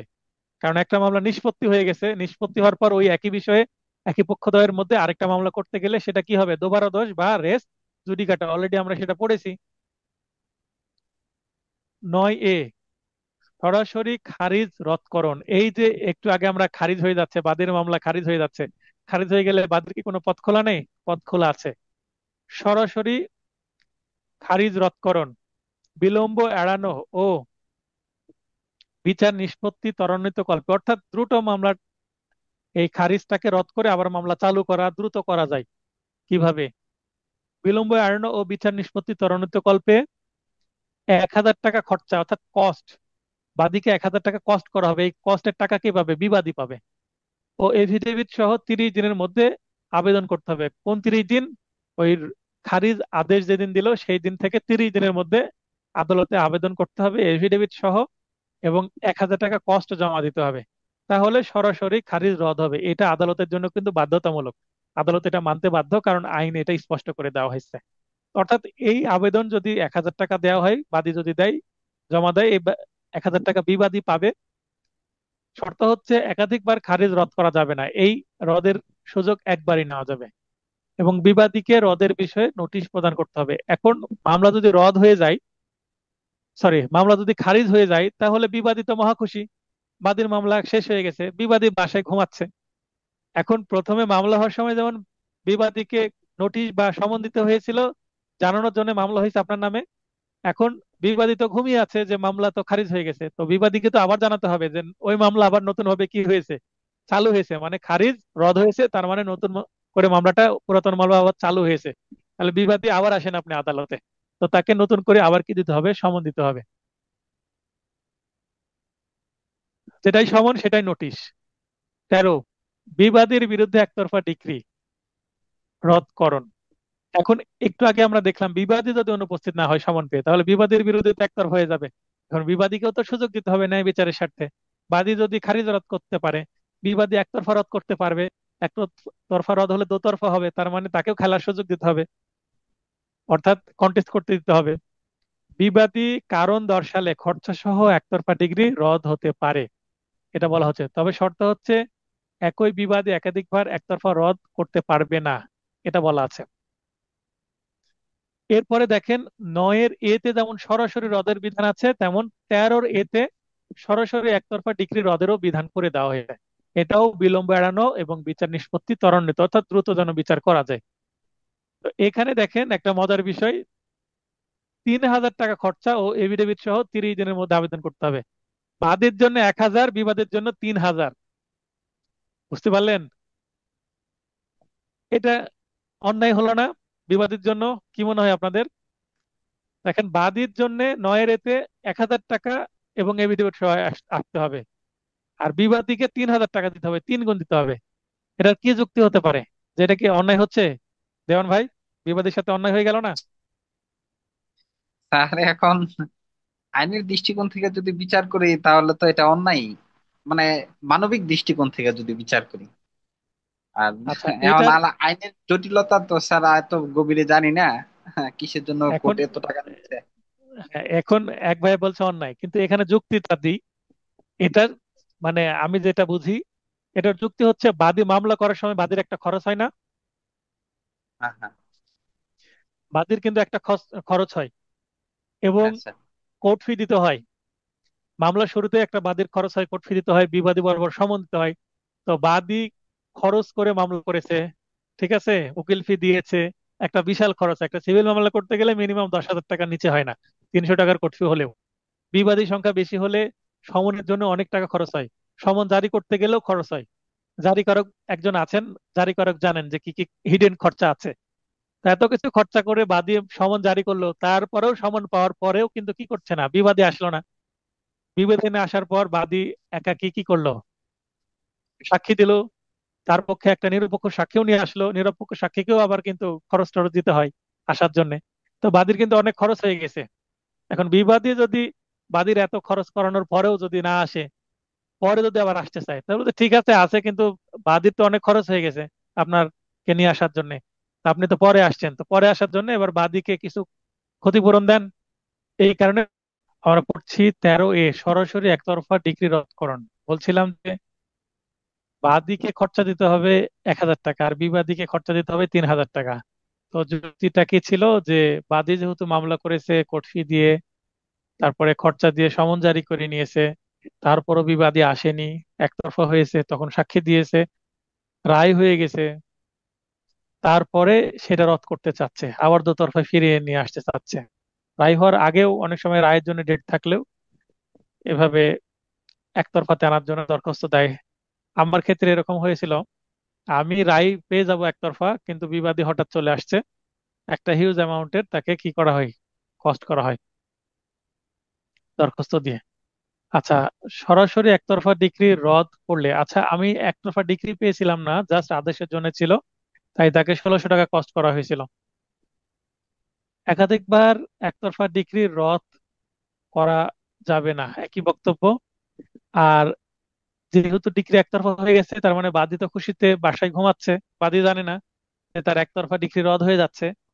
তো যেহেতু রদ করলো কে, বিবাদী, তাই বাদী যেহেতু জানে না, তাই বাদীকে অবগত করার জন্য বাদীকে একতরফা ডিক্রি রদের নোটিশ প্রদান করতে হবে।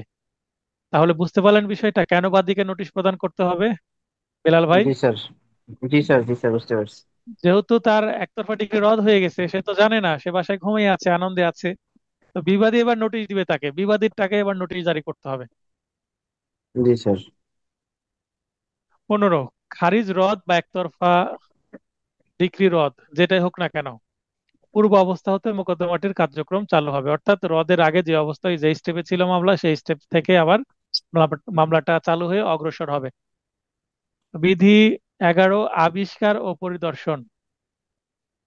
প্রশ্নাবলী দ্বারা আবিষ্কার, বিচার্য বিষয় স্থির বা ঠিক করার, বিচার্য বিষয় স্থির বা ইস্যু গঠনের 10 দিনের মধ্যে প্রশ্নমালা দিতে হবে। এই 10 দিন কথাটা মনে রাখবেন, এই 10 দিন সংখ্যাটা আসে পরীক্ষায়।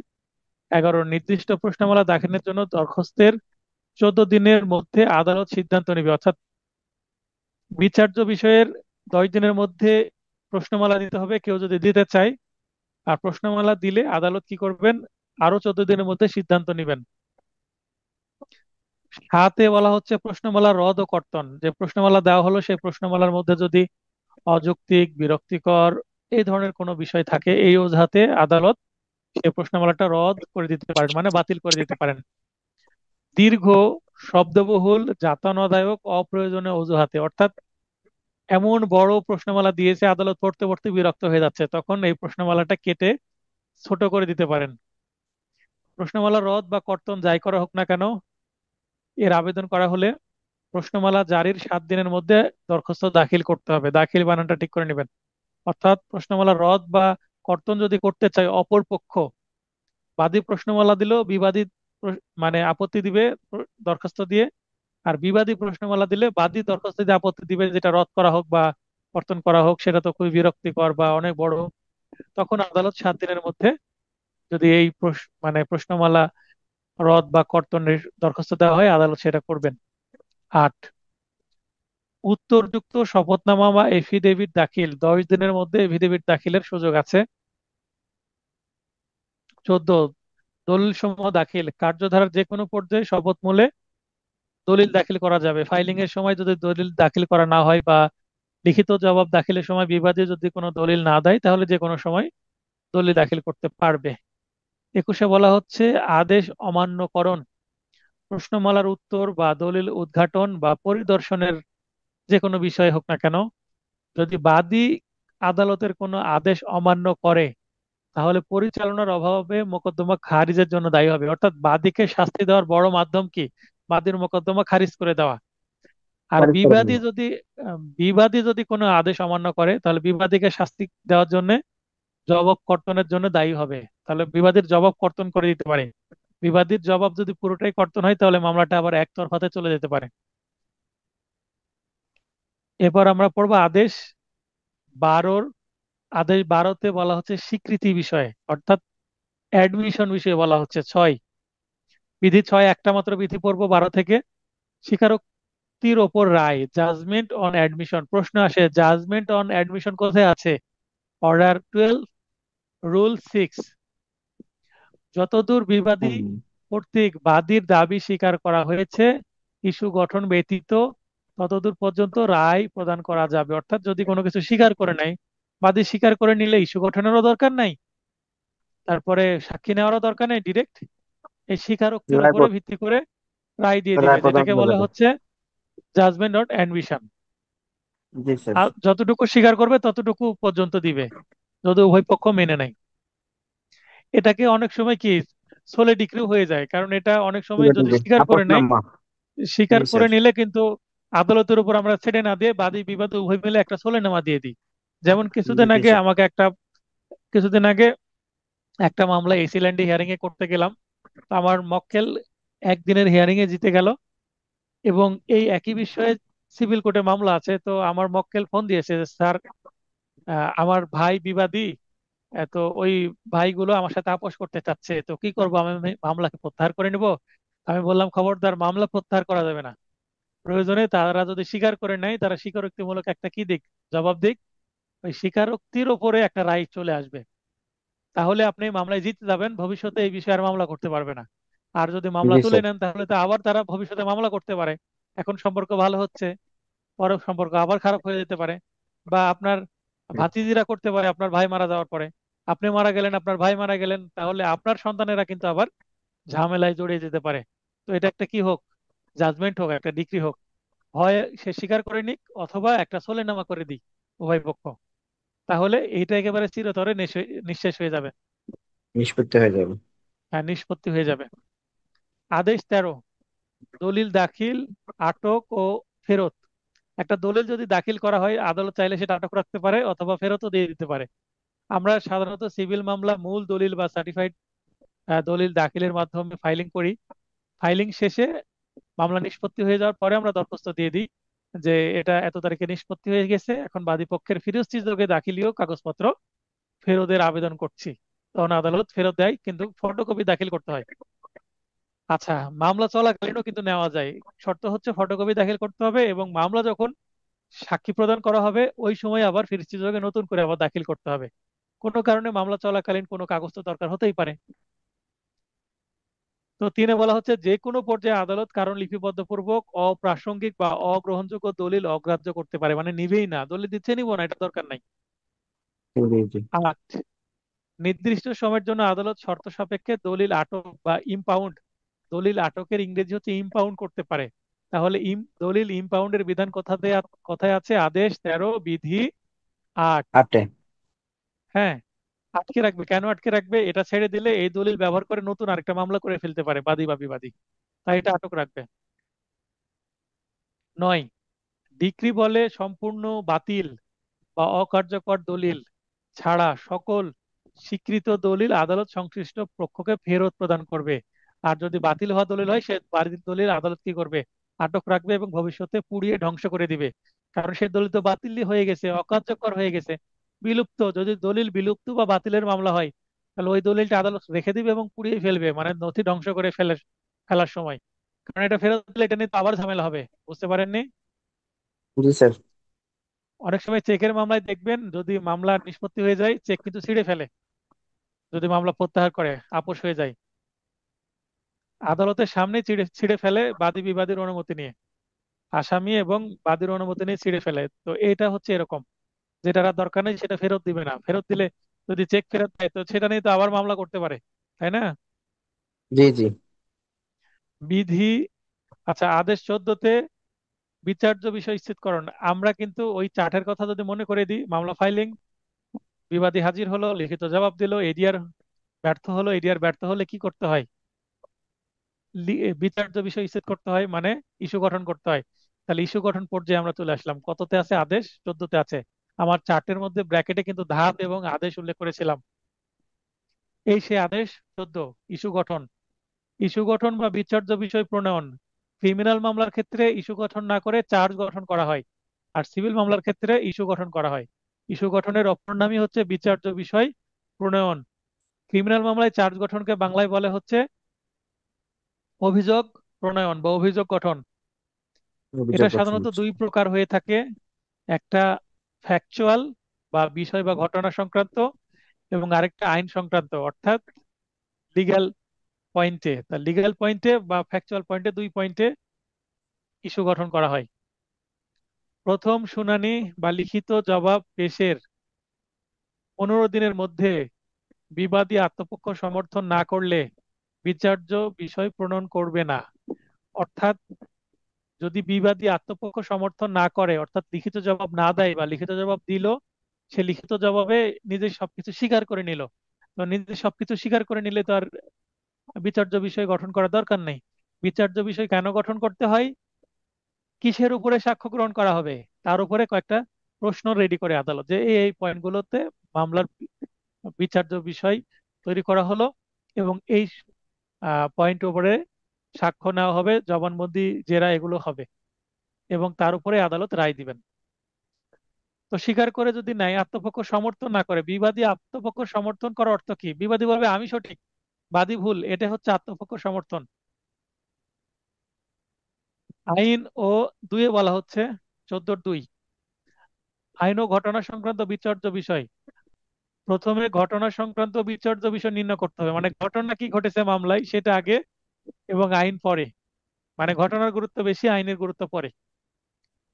বিধি 3, যে সকল বিষয় হতে বিচার্য বিষয় প্রণয়ন করা যায়। তো বিচার্য বিষয় প্রণয়নের ক্ষেত্রে আদালত কি কি বিষয় লক্ষ্য করেন?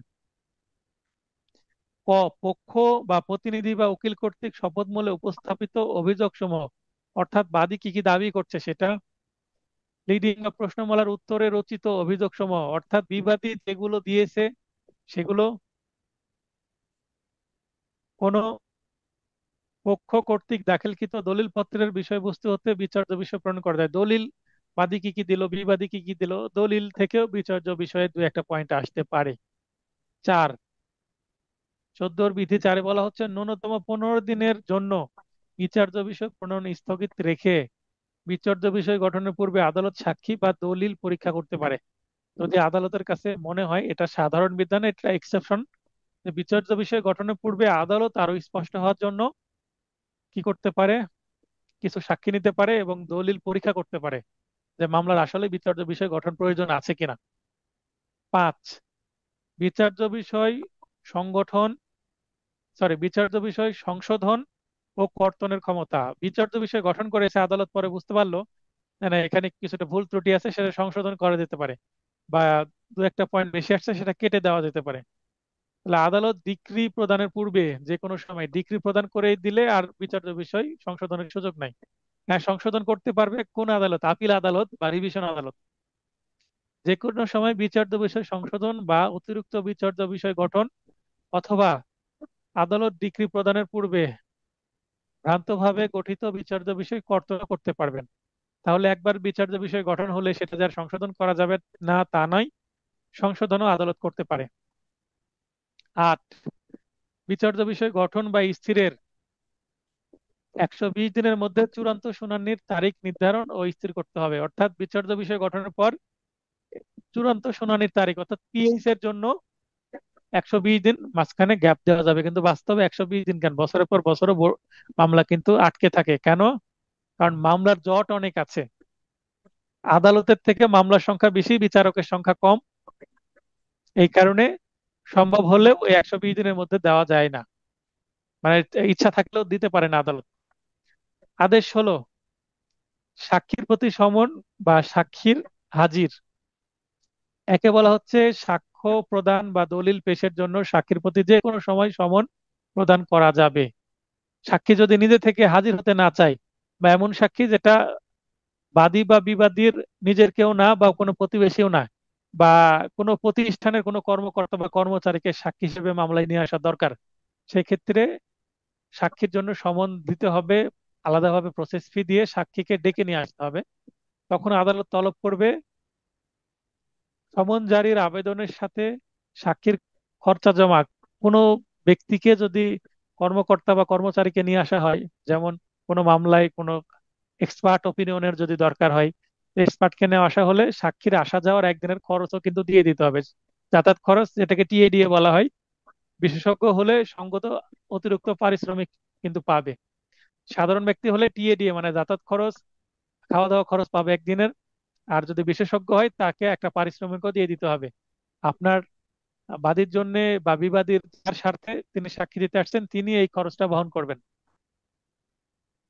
6, ব্যক্তিগতভাবে বা অন্যভাবে দলিল পেশ করার জন্য, দলিল দাখিলের জন্য সমন প্রদান করা যাবে। জাস্ট একটা দলিল দাখিল করবে, তার জন্য সমন প্রদান করা যাবে। মনে করেন বাদী বলল, ভাই আপনার কাছে দলিলটা আছে, এটা আদালতে দেন। সে বলল আমি দিতে পারবো না, আদালত যদি আমাকে দিতে বলে দিব, তখন আদালত তাকে তলব করবে, বাদী আবেদন করবে যে এই ব্যক্তির কাছে দলিল আছে, তাকে সমন দিয়ে ডাকা হোক, দলিল দিতে তলব করা হোক। তখন সমন যাবে, আসবে, এই খরচও কিন্তু বাদী বহন করবে। আর দলিল যদি বিবাদী চাই তাহলে বিবাদী বহন করবে, অর্থাৎ যার স্বার্থে আসবে তারকেই সেই খরচ বহন করতে হবে। 12, সমন পেয়েও কোনো ব্যক্তি, সেটা সাক্ষী হতে পারে বা এই দলিল দাখিলের জন্য কেউ আসতে পারে, হাজির হতে ব্যর্থ হলে, মানে সমন পেয়েছে কিন্তু আসলো না, তখন আদালত কি করবে? তাকে সাজা দিবে। আদালতের কথা অমান্য করছে, তাহলে আদালত কি সাজা দিবে? আদালত 500 টাকা জরিমানা আরোপ করতে পারে। জি জি, অবশ্যই অবশ্যই। 500 টাকা বৃদ্ধি করা দরকার ছিল এই অ্যামেন্ডমেন্টে। এখন তো 500 টাকা কোনো ব্যাপারই না মানুষের কাছে। দেখো আজকের সর্বশেষ আদেশ, স্যার, আপনি আদেশ টাকা 17। ইনকাম বেশি করাতে তো আপনি বলতেছেন। না আসলে বর্তমান যুগে 500 টাকা কিছুই না। জি স্যার। 500 টাকা দিয়ে কিছুই হয় না এখনকার বর্তমান যুগে। জি একজন স্যার। জি রিক্সা স্যার। চালক, একজন রিক্সা চালক রাজশাহী শহরেও রিক্সা চালালেও 1000 টাকার বেশি ইনকাম করতে পারে দিন। জি আদেশ 17, মুলতবি বা অ্যাডজর্নমেন্ট। দেখবেন নাটক সিনেমায় দ্য কোর্ট ইজ অ্যাডজর্নড এরকম একটা শব্দ পাই, জি তার মানে উঠে চলে গেল বলার সাথে সাথে, মানে মামলা জি মুলতবি। এখানে নাটক সিনেমায় আমরা একটা মামলারই শুনানি দেখি, কিন্তু বাস্তবে যখন দেখবেন যে ভাই একটা দিনে একটা কোর্টে 50-60টা মামলার শুনানি হয়ে যাচ্ছে, এতগুলো মামলা থাকে। তো প্রতিটা মামলারই কিন্তু একজন থাকে। তো আদালত নিজে থেকে অর্জন করতে পারে, অথবা বাদী পক্ষ বা বিবাদী পক্ষ নিজ থেকে যদি দরখাস্ত দেয়, আমরা এটাকে টাইম পিটিশন বলি, মানে সময়ের দরখাস্ত বলি। সময়ের দরখাস্ত দিলে ওই দিন আর শুনানি হবে না, আদালত কি করবেন? অ্যাডজন করবেন। তাহলে যেটাই অ্যাডজন সেটাই মুলতবি, সেটাই টাইম পিটিশন, সেটাই সময়ের দরখাস্ত বা সময় পাওয়া, পরবর্তী ধার্য তারিখ পর্যন্ত সময় দিয়ে দেওয়া হলো। তার মানে কটিদ ওই মামলার জন্য একজন হয়ে গেল। আদেশ 17 আমরা প্রথমে পড়ছি। বিধি একে বলা হচ্ছে চূড়ান্ত শুনানি, অর্থাৎ প্রিএম্পটরি হিয়ারিং এর পূর্বে, অর্থাৎ পিএইচ এর পূর্বে। ধাপগুলোতে আমরা দেখেছি পিএইচ এর পূর্বে কি থাকে, এইচডি থাকে, তার আগে ইস্যু গঠন থাকে, তার আগে 30 ধারার তদবির থাকে, তার আগে কি থাকে, এডিআর থাকে, এডিআর এর আগে থাকে কি, না এডিআর এর পরে হচ্ছে ইস্যু গঠন থাকে, এডিআর থাকে, তার আগে আপনারা যে ধাপগুলো আমি দেখিয়েছি 20টি ধাপ আছে মামলা ফাইলিং থেকে শুরু করে। তো এর মধ্যে পিএইচ একটা ধাপ। তো পিএইচ এর পূর্বে যে যতগুলো ধাপ আছে, এই পর্যায়ে যদি কারো টাইম পিরিশন দরকার হয়, সময় দরকার হয়, তাহলে কি করবে? প্রত্যেক পক্ষের আবেদন ক্রমে খরচা ছাড়া, অর্থাৎ বাদীও খরচা ছাড়া, বিবাদীও খরচা ছাড়া 4টি করে মুলতবি পড়বে। এখানে মুলতবি পাবে, এখানে স্টার দেওয়া আছে। এই সংখ্যাটা আগে 6টি করে ছিল, এখন কমিয়ে 4টি করে দেওয়া হয়েছে। তাহলে বাদীও 4টি পাবে, বিবাদীও 4টি পাবে, এবং যদি খরচা দেয়, খরচা ছাড়ে 4টি 4টি 8টি পাবে, মানে বাদী 4টি বিবাদী 4টি। আর যদি খরচা দেয় তাহলে 200 থেকে 1000 টাকা খরচা সহ 3টি মুলতবি পাবে। বাদীও 3টি পাবে, বিবাদীও 3টি পাবে, কিন্তু এখানে 200 থেকে 1000 টাকা খরচা আদালত দিতে পারে। কি কারণে টাইম নিচ্ছে, সেই টাইমটার উপর ভিত্তি করে আদালত খরচা কম বেশি করতে পারে। খরচা ছাড়া বাদী 4টি, আবার বিবাদী 4টি, আর খরচা সহ বাদী 3টি, আবার বিবাদীও 3টি। তাহলে এখানে খরচা ছাড়া আমরা দেখতে পাচ্ছি 4টি 4টি করে এবং 3টি 3টি করে। আগে কিন্তু ছিল 6টি আর 3টি, এখন 4টি হয়ে গেছে, 6টি কেটে 4টি করা হয়েছে। আগের নোটে কিন্তু 6টি ছিল। এরপরে আমরা যদি বলি যে চূড়ান্ত শুনানি বা প্রিএম্পটরি হিয়ারিং এর পর্যায়ে, অর্থাৎ মামলা এবার পিএইচ এ চলে আসছে, তাহলে পিএইচ পর্যায়ে যদি কেউ কি করে, মামলার টাইম পিটিশন বা মুলতবি চায়, তাহলে প্রত্যেক পক্ষের আবেদন ক্রমে খরচা ছাড়া মুলতবি পাবে না, মানে একটাও তাকে দেওয়া হবে না। পিএইচ পর্যায়ে এসে আর কোনো টাইম দেওয়া হবে না। পিএইচ পর্যায়ে এসে টাইম পিটিশন যদি কেউ দেয়, আদালত যদি সন্তুষ্ট হন, সেই ক্ষেত্রে খরচা সহ অবশ্যই কস্ট দিতে হবে। 200 থেকে 1000 টাকা খরচা সহ 3টি মুলতবি পাবে। তাহলে আমরা বাম পাশে খরচা সহ 3টি দেখলাম, ডান পাশেও খরচা ছাড়া 3টি, খরচা সহ 3টি। বাম পাশে আমরা দেখলাম 4টি খরচা ছাড়া, কিন্তু ডান পাশে খরচা ছাড়া একটিও দিবে না। মানে এবার টাইম পিটিশন দিলে কি দিতে হবে, টাকা কথা দিতেই হবে। দিতে হবে। তাহলে খরচা ছাড়া বাদী পাবে 0টি, আবার বিবাদী পাবে 0টি, তার মানে একটি মুলতবি পাবে না। আর খরচা হুম, সহ বাদী 3টি, বিবাদীও 3টি।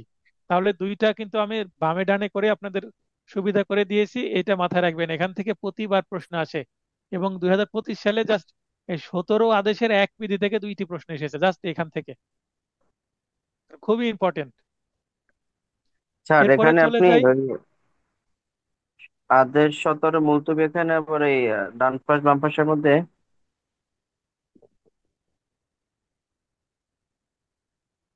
প্রশ্নই ভুলে গেলেন। নির্ধারিত সময়ের মধ্যে অপর পক্ষকে খরচা দিতে ব্যর্থতায়, এখন আদালত বলে ঠিক আছে খরচা দেন, কিন্তু পরবর্তী ধার্য তারিখের মধ্যে খরচা দিয়ে দিতে হয়, বা ইনস্ট্যান্ট সেদিনই দিতে হয়। আদালত যদি আবার বলে দেয় যে এই তারিখের মধ্যে দিবেন, এখানে নির্ধারিত সময় বলতে পরবর্তী ধার্য তারিখের মধ্যে দিতে হয়। যেমন একটি মামলায় আমি অলরেডি ওই যে 1600 টাকার কথা বললাম, খরচা পেয়েছে, ওই টাকা এখনো আমি তুলিনি। তো এই টাকা যদি তারা পরবর্তী ধার্য তারিখের মধ্যে না দেয়, তাহলে কিন্তু ওই তাদের টাইম পিরিয়ড নামঞ্জুর হয়ে যাবে, এবং আমার পক্ষে একতরফা রায় চলে আসবে। নির্ধারিত সময়ের মধ্যে অপর পক্ষকে খরচা দিতে ব্যর্থতায় বাদী ব্যর্থ হলে মোকদ্দমা খারিজ হয়ে যাবে, আর বিবাদী ব্যর্থ হলে একতরফা হবে। দেখেন, বাদী যেখানে ব্যর্থ হচ্ছে, বাদীকে সাজা দেওয়ার মোক্ষম পদ্ধতি কি, মামলা খারিজ। আর মামলা বাতিল করা। বিবাদীকে বিবাদীকে সাজা দেওয়া মানে একতরফা করে দেওয়া, তাহলে বিবাদীর টেনশন শুরু হবে। এটা সবসময় মনে রাখবেন যে জি, জি। মামলা খারিজ হলে বাদীর ক্ষতি হয়, তাহলে বাদীকে সাজা দিতে হলে মোকদ্দমা বা মামলা খারিজ করতে হবে, আর বিবাদীকে সাজা দিতে হলে একতরফা করতে হবে। তাহলে বাদী টাকা দিল না, মনে করেন 1000 টাকা কস্টে টাইম পিটিশন মঞ্জুর হলো বাদীর, বাদী টাকা না দিলে বাদীর মামলা খারিজ। আর বিবাদী যদি টাকা না দেয়, বিবাদীর মামলা থেকে আউট হয়ে গেল, মানে মামলা এবার একতরফা বাদীর পক্ষে চলে আসলো। ঠিক আছে? জি স্যার। উভয় পক্ষ খরচা সহ আবেদন করলে, মনে করেন এমন একটা ধার্য তারিখ, যে ধার্য তারিখে বাদীও আবেদন করেছে খরচা দিতে রাজি আছে, বিবাদীও আবেদন করেছে খরচা দিতে রাজি আছে, তাহলে বাদী এর আগে যেমন শুধু যদি বাদী আবেদন করতো, বাদীর টাকাটা বিবাদী পেত, আর বিবাদী আবেদন করলে বিবাদী টাকাটা বাদী পেত। এবার যদি উভয় পক্ষ যদি আবেদন করে, টাকাটা কোথায় যাবে? টাকাটা তো যাবে হচ্ছে রাষ্ট্রের রাজস্ব রাষ্ট্রীয় খাতে, রাজস্বের মানে কাছে। সরকারি কোষাগারে চলে যাবে। এটা একটা রাষ্ট্রের রেভিনিউ হিসেবে জেনারেট হবে। এই পয়েন্টটা কিন্তু প্রশ্ন আসে, এই কারণে বোল্ড করা আছে। মুলতুবির জন্য খরচা দিতে ব্যর্থতায় মোকদ্দমা যদি খারিজ হয় অথবা একতরফা নিষ্পত্তি হয়, একটু আগে যেটা আমরা দেখলাম যে টাকা দিল না, তাহলে মোকদ্দমা খারিজ হয়ে যেতে পারে অথবা একতরফা নিষ্পত্তি হতে পারে, যে কোনো একটা হবে। হলে পুনর্বহাল বা পুনর্জীবিতকরণ করা যাবে। এই যে 17 ধারে কেউ দরখাস্ত করলো, দরখাস্ত করে বাদীর মামলা কি টাইম দেওয়া হলো কিন্তু টাকা দিল না, খারিজ হয়ে গেল। এখন বাদী বললো, ইওর অনার, মামলা তো আমি টাকা দিতে পারিনি সময় মতন, এই মামলাটা আবার কি করেন, পুনর্বহাল করেন, পুনরুজ্জীবিত করেন। যেমন এর আগে আমরা দেখলাম 1,000 টাকা দিয়ে কি করা যাচ্ছে, উদ্ধার করা যাচ্ছে। এবার কিন্তু 2,000 টাকা লাগবে। 2,000 টাকা খরচা সহ 30 দিনের মধ্যে আবেদন করতে হবে, তাহলে এটা উদ্ধার করতে পারবে। আর বিবাদী যদি একতরফা হয়, তাহলে এই ক্ষেত্রে বিবাদীও এই 2,000 টাকা দিয়ে কি করতে পারবে, মামলাটা দুতরফা করতে পারবে একতরফা থেকে। তাহলে এর আগে দেখলাম আমরা বাদীর জন্য 1,000, বিবাদীর জন্য 3,000। আর এখানে দেখছি বাদীর জন্য 2,000, বিবাদীর জন্য 2,000। এই পয়েন্টটা বুঝতে পারলেন? জি স্যার। আচ্ছা, এরপরে এই দুই কি, আদের 17-র 2 বিধি। পক্ষগণ নির্দিষ্ট দিনে আদালতে হাজির না হলে কার্যবিধি 9 আদেশের বিধিমতে নিষ্পত্তি বা সঙ্গত আদেশ দিবেন। তাহলে আমরা আদেশ 9 কি পড়েছিলাম? আদেশ 9 ছিল হাজির বা গড়হাজিরের পরিণতি। বাদী যদি হাজির হয়, বিবাদী হাজির না হলে একতরফা, বাদী যদি হাজির না হয়, বিবাদী হাজির হয়, তাহলে খারিজ। তাহলে এই 2 নম্বর পয়েন্টে বলছে বিধিতে পক্ষগণ নির্দিষ্ট দিনে আদালতে হাজির না হলে, এই যে এই সময়ে যে সময় হাজির হওয়া উচিত ছিল, হাজির না হলে তখন আবার আমরা 9 আদেশের যে বিধি, হাজির না হলে যে ফলাফল সেটা অনুসারে আবার রিপিট হবে, অর্থাৎ একই পদ্ধতি চলতে থাকবে। তো এখানে 9 আদেশ, তারপরে 17 আদেশ খুবই ইম্পর্টেন্ট, বারবার প্রশ্নে আসে। তো আজকের আলোচনা এতটুকুই। আজকের আলোচনা থেকে যদি কারো প্রশ্ন থাকে প্রশ্ন করতে পারবেন। আমি একটা সুযোগ দিয়ে দিচ্ছি সবাইকে একসাথে লাইনে আসার। যিনি প্রশ্ন করতে চান শুধুমাত্র তিনি তার লাইনটা অন করবেন, যিনি প্রশ্ন করার ইচ্ছা নাই তিনি লাইন অন করার দরকার নাই।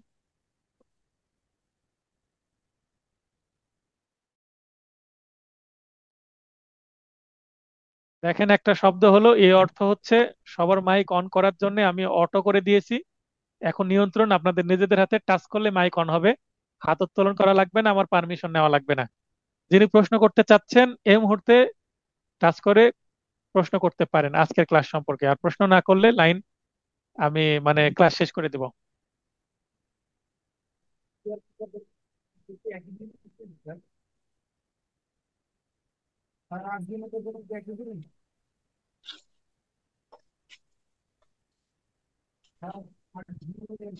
হ্যাঁ সেলিম ভাই, আপনার কথা খুব ধীরে হচ্ছে, আপনি মাইক্রোফোনটা কাছে নিয়ে কথা বলেন।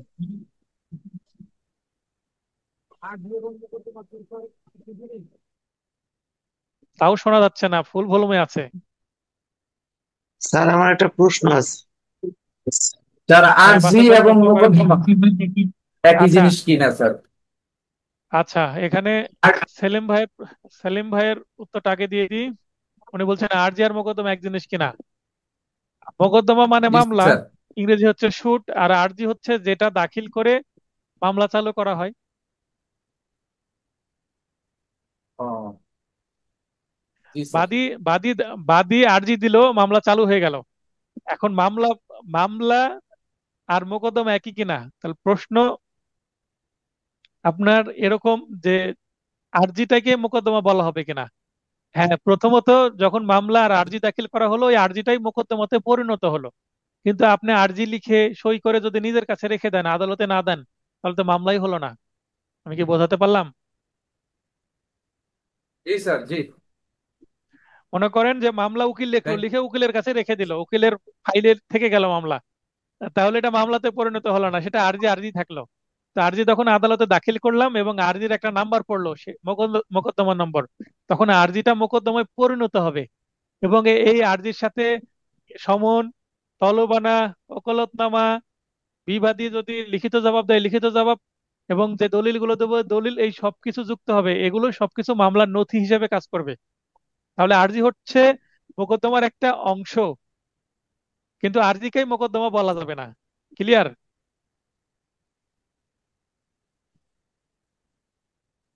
বাসেদ স্যার, ভাই প্রশ্ন ক্লিয়ার। করেন। স্যার আমার প্রশ্নটা হচ্ছে, আরজি সংশোধন কি মামলার যে কোনো পর্যায়ে করা যাবে, নাকি করা যাবে, ডিগ্রি হওয়ার পূর্ব পর্যন্ত করা যাবে? সাধারণত ডিক্রি হওয়ার পূর্ব পর্যন্ত করা যাবে, সাক্ষ্য শুরু হলে আর করা যায় না। একটু আগে দেখলাম সাধারণ নিয়ম হলো সাক্ষী শুরু হলে আর করা যায় না, কিন্তু আমি নিজেও সাক্ষী শুরু হওয়ার পরেও আমি মোকদ্দমা সংশোধন করেছি আদালতকে কনভিন্স করে, যদিও 500 টাকা কস্ট করা হয়েছিল। আর আমার কাছে আরো একটা মামলা এসেছিল যে প্রাথমিক ডিক্রিও হয়ে গেছে, একটা বাটা র মামলা প্রাথমিক ডিক্রি হয়ে গেছে, কিন্তু এই মামলায় সম্পূর্ণ সম্পত্তি আসেনি। একটা খতিয়ান পুরোটাই উকিলের ভুলের কারণে কি হয়েছে, বাদ পড়ে গেছে। তো মামলাটা এনওসি দিয়ে আমার কাছে আসে, তখন আমি আদালতে দরখাস্ত দিই আরজি সংশোধনের, আরজি মোতাবেক রায় ও ডিক্রি সংশোধনের প্রার্থনা করি, সাথে 151 ধারা যুক্ত করে দিই দরখাস্তের মধ্যে। তো প্রার্থনা মঞ্জুর হয়, পরে আমি ফ্রেশ আরজি দিই, ফ্রেশ আরজি অনুসারে নতুন ভাবে রায় হয়, ওই রায় অনুসারে নতুন ভাবে ডিক্রিও হয়। প্রশ্ন ক্লিয়ার? তার মানে এখানে বোঝা যাইতেছে যে যে কোনো সময় উত্তর হবে, তাই না? হ্যাঁ, অপশনে যদি থাকে তবে এমসিকিউ।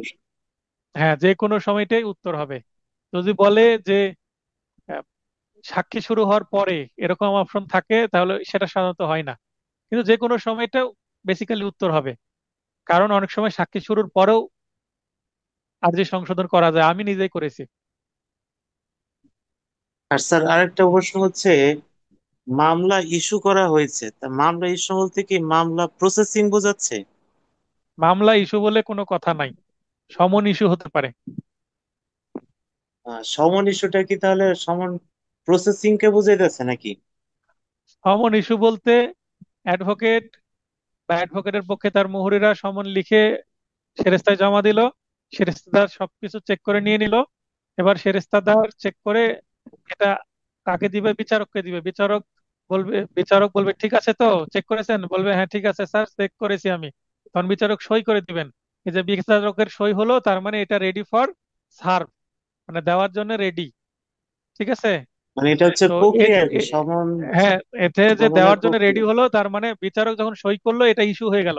তাহলে কোনো সমন ইস্যু করার, কোনো ক্রিমিনাল মামলায় বা সিভিল মামলায় ওয়ারেন্ট ইস্যু করার ক্ষমতা বিচারকের নিজের, অন্য কেউ ইস্যু করতে পারে না এটা।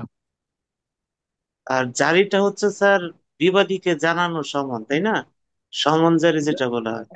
এখন হ্যাঁ, জারি মানে বিবাদীর হাতে পৌঁছে দেওয়া, বিবাদীকে জানানো, জানানো হয়ে গেলে সেটাকে জারি বলা হয়। জারি মানে কিন্তু এক্সিকিউশন, বাস্তবায়ন করা, মানে সমনটা পৌঁছে দেওয়া। সমন ইস্যু করে আদালত, আর সমন জারি করে আদালতের কর্মচারী অথবা পোস্ট অফিসের মাধ্যমে। এখন তো জি ইমেলের স্যার, বুঝতে মাধ্যমে, পারছি। মোবাইল ফোনে কল করেও দেওয়া যাবে, এসএমএস এর মাধ্যমেও দেওয়া যাবে। আর হ্যাঁ। প্রশ্ন আছে? আর প্রশ্ন আছে? না স্যার, আর প্রশ্ন নেই। আর অন্য কারো প্রশ্ন আছে? নিজের দেখেন ডিভাইসের নিচের দিকে মাইক আঁকানো আছে, সেখানে মিউট আনমিউট এরকম কোনো কিছু লেখা আছে, টাচ করলেই কথা বলতে পারবেন। তো ভিডিও, ক্লাসের ভিডিও রেকর্ড হয়েছে, আশা করি কালকে ভিডিওটা আমি আপলোড করে দিতে পারবো, কালকে পেয়ে যাবেন। তো ভিডিও দেখেও যদি কোনো প্রশ্ন থাকে প্রশ্ন করতে পারবেন। এখানে আমি একটা প্রশ্ন পড়ে দিই। এখানে বলেছে দেওয়ানি মোকদ্দমায় চূড়ান্ত শুনানির পূর্বে, অর্থাৎ পিএস এর পূর্বে, কোনো পক্ষ সর্বোচ্চ কতবার সময় পেতে পারে? 2023 সালের প্রশ্ন ছিল। তো 2023 সালে যদি এই প্রশ্ন করা হতো, পূর্বের উত্তর হচ্ছে ক, আদেশ 17 বিধি 1, যেটা একটু আগেই যে আদেশটা শেষ করলাম। তাহলে গতে কথা হচ্ছে 6 বার। কিন্তু এখন যদি আপনার এই একই প্রশ্ন যদি আসে, আপনি যদি 6 বার উত্তর করেন, আপনার উত্তর হয়ে যাবে ভুল। কেননা একটু আগে আমরা অ্যামেন্ডমেন্টে কি পড়লাম, 25 সালের অ্যামেন্ডমেন্ট অনুসারে সঠিক উত্তর হবে খরচা ছাড়া 4 বার, আর খরচা সহ 3 বার। ঠিক আছে? জি স্যার। তাহলে খরচা ছাড়া 4 বার আর খরচা সহ 3 বার, এই হবে উত্তর। অর্থাৎ 6 এখানে না হয়ে হবে এখন 4।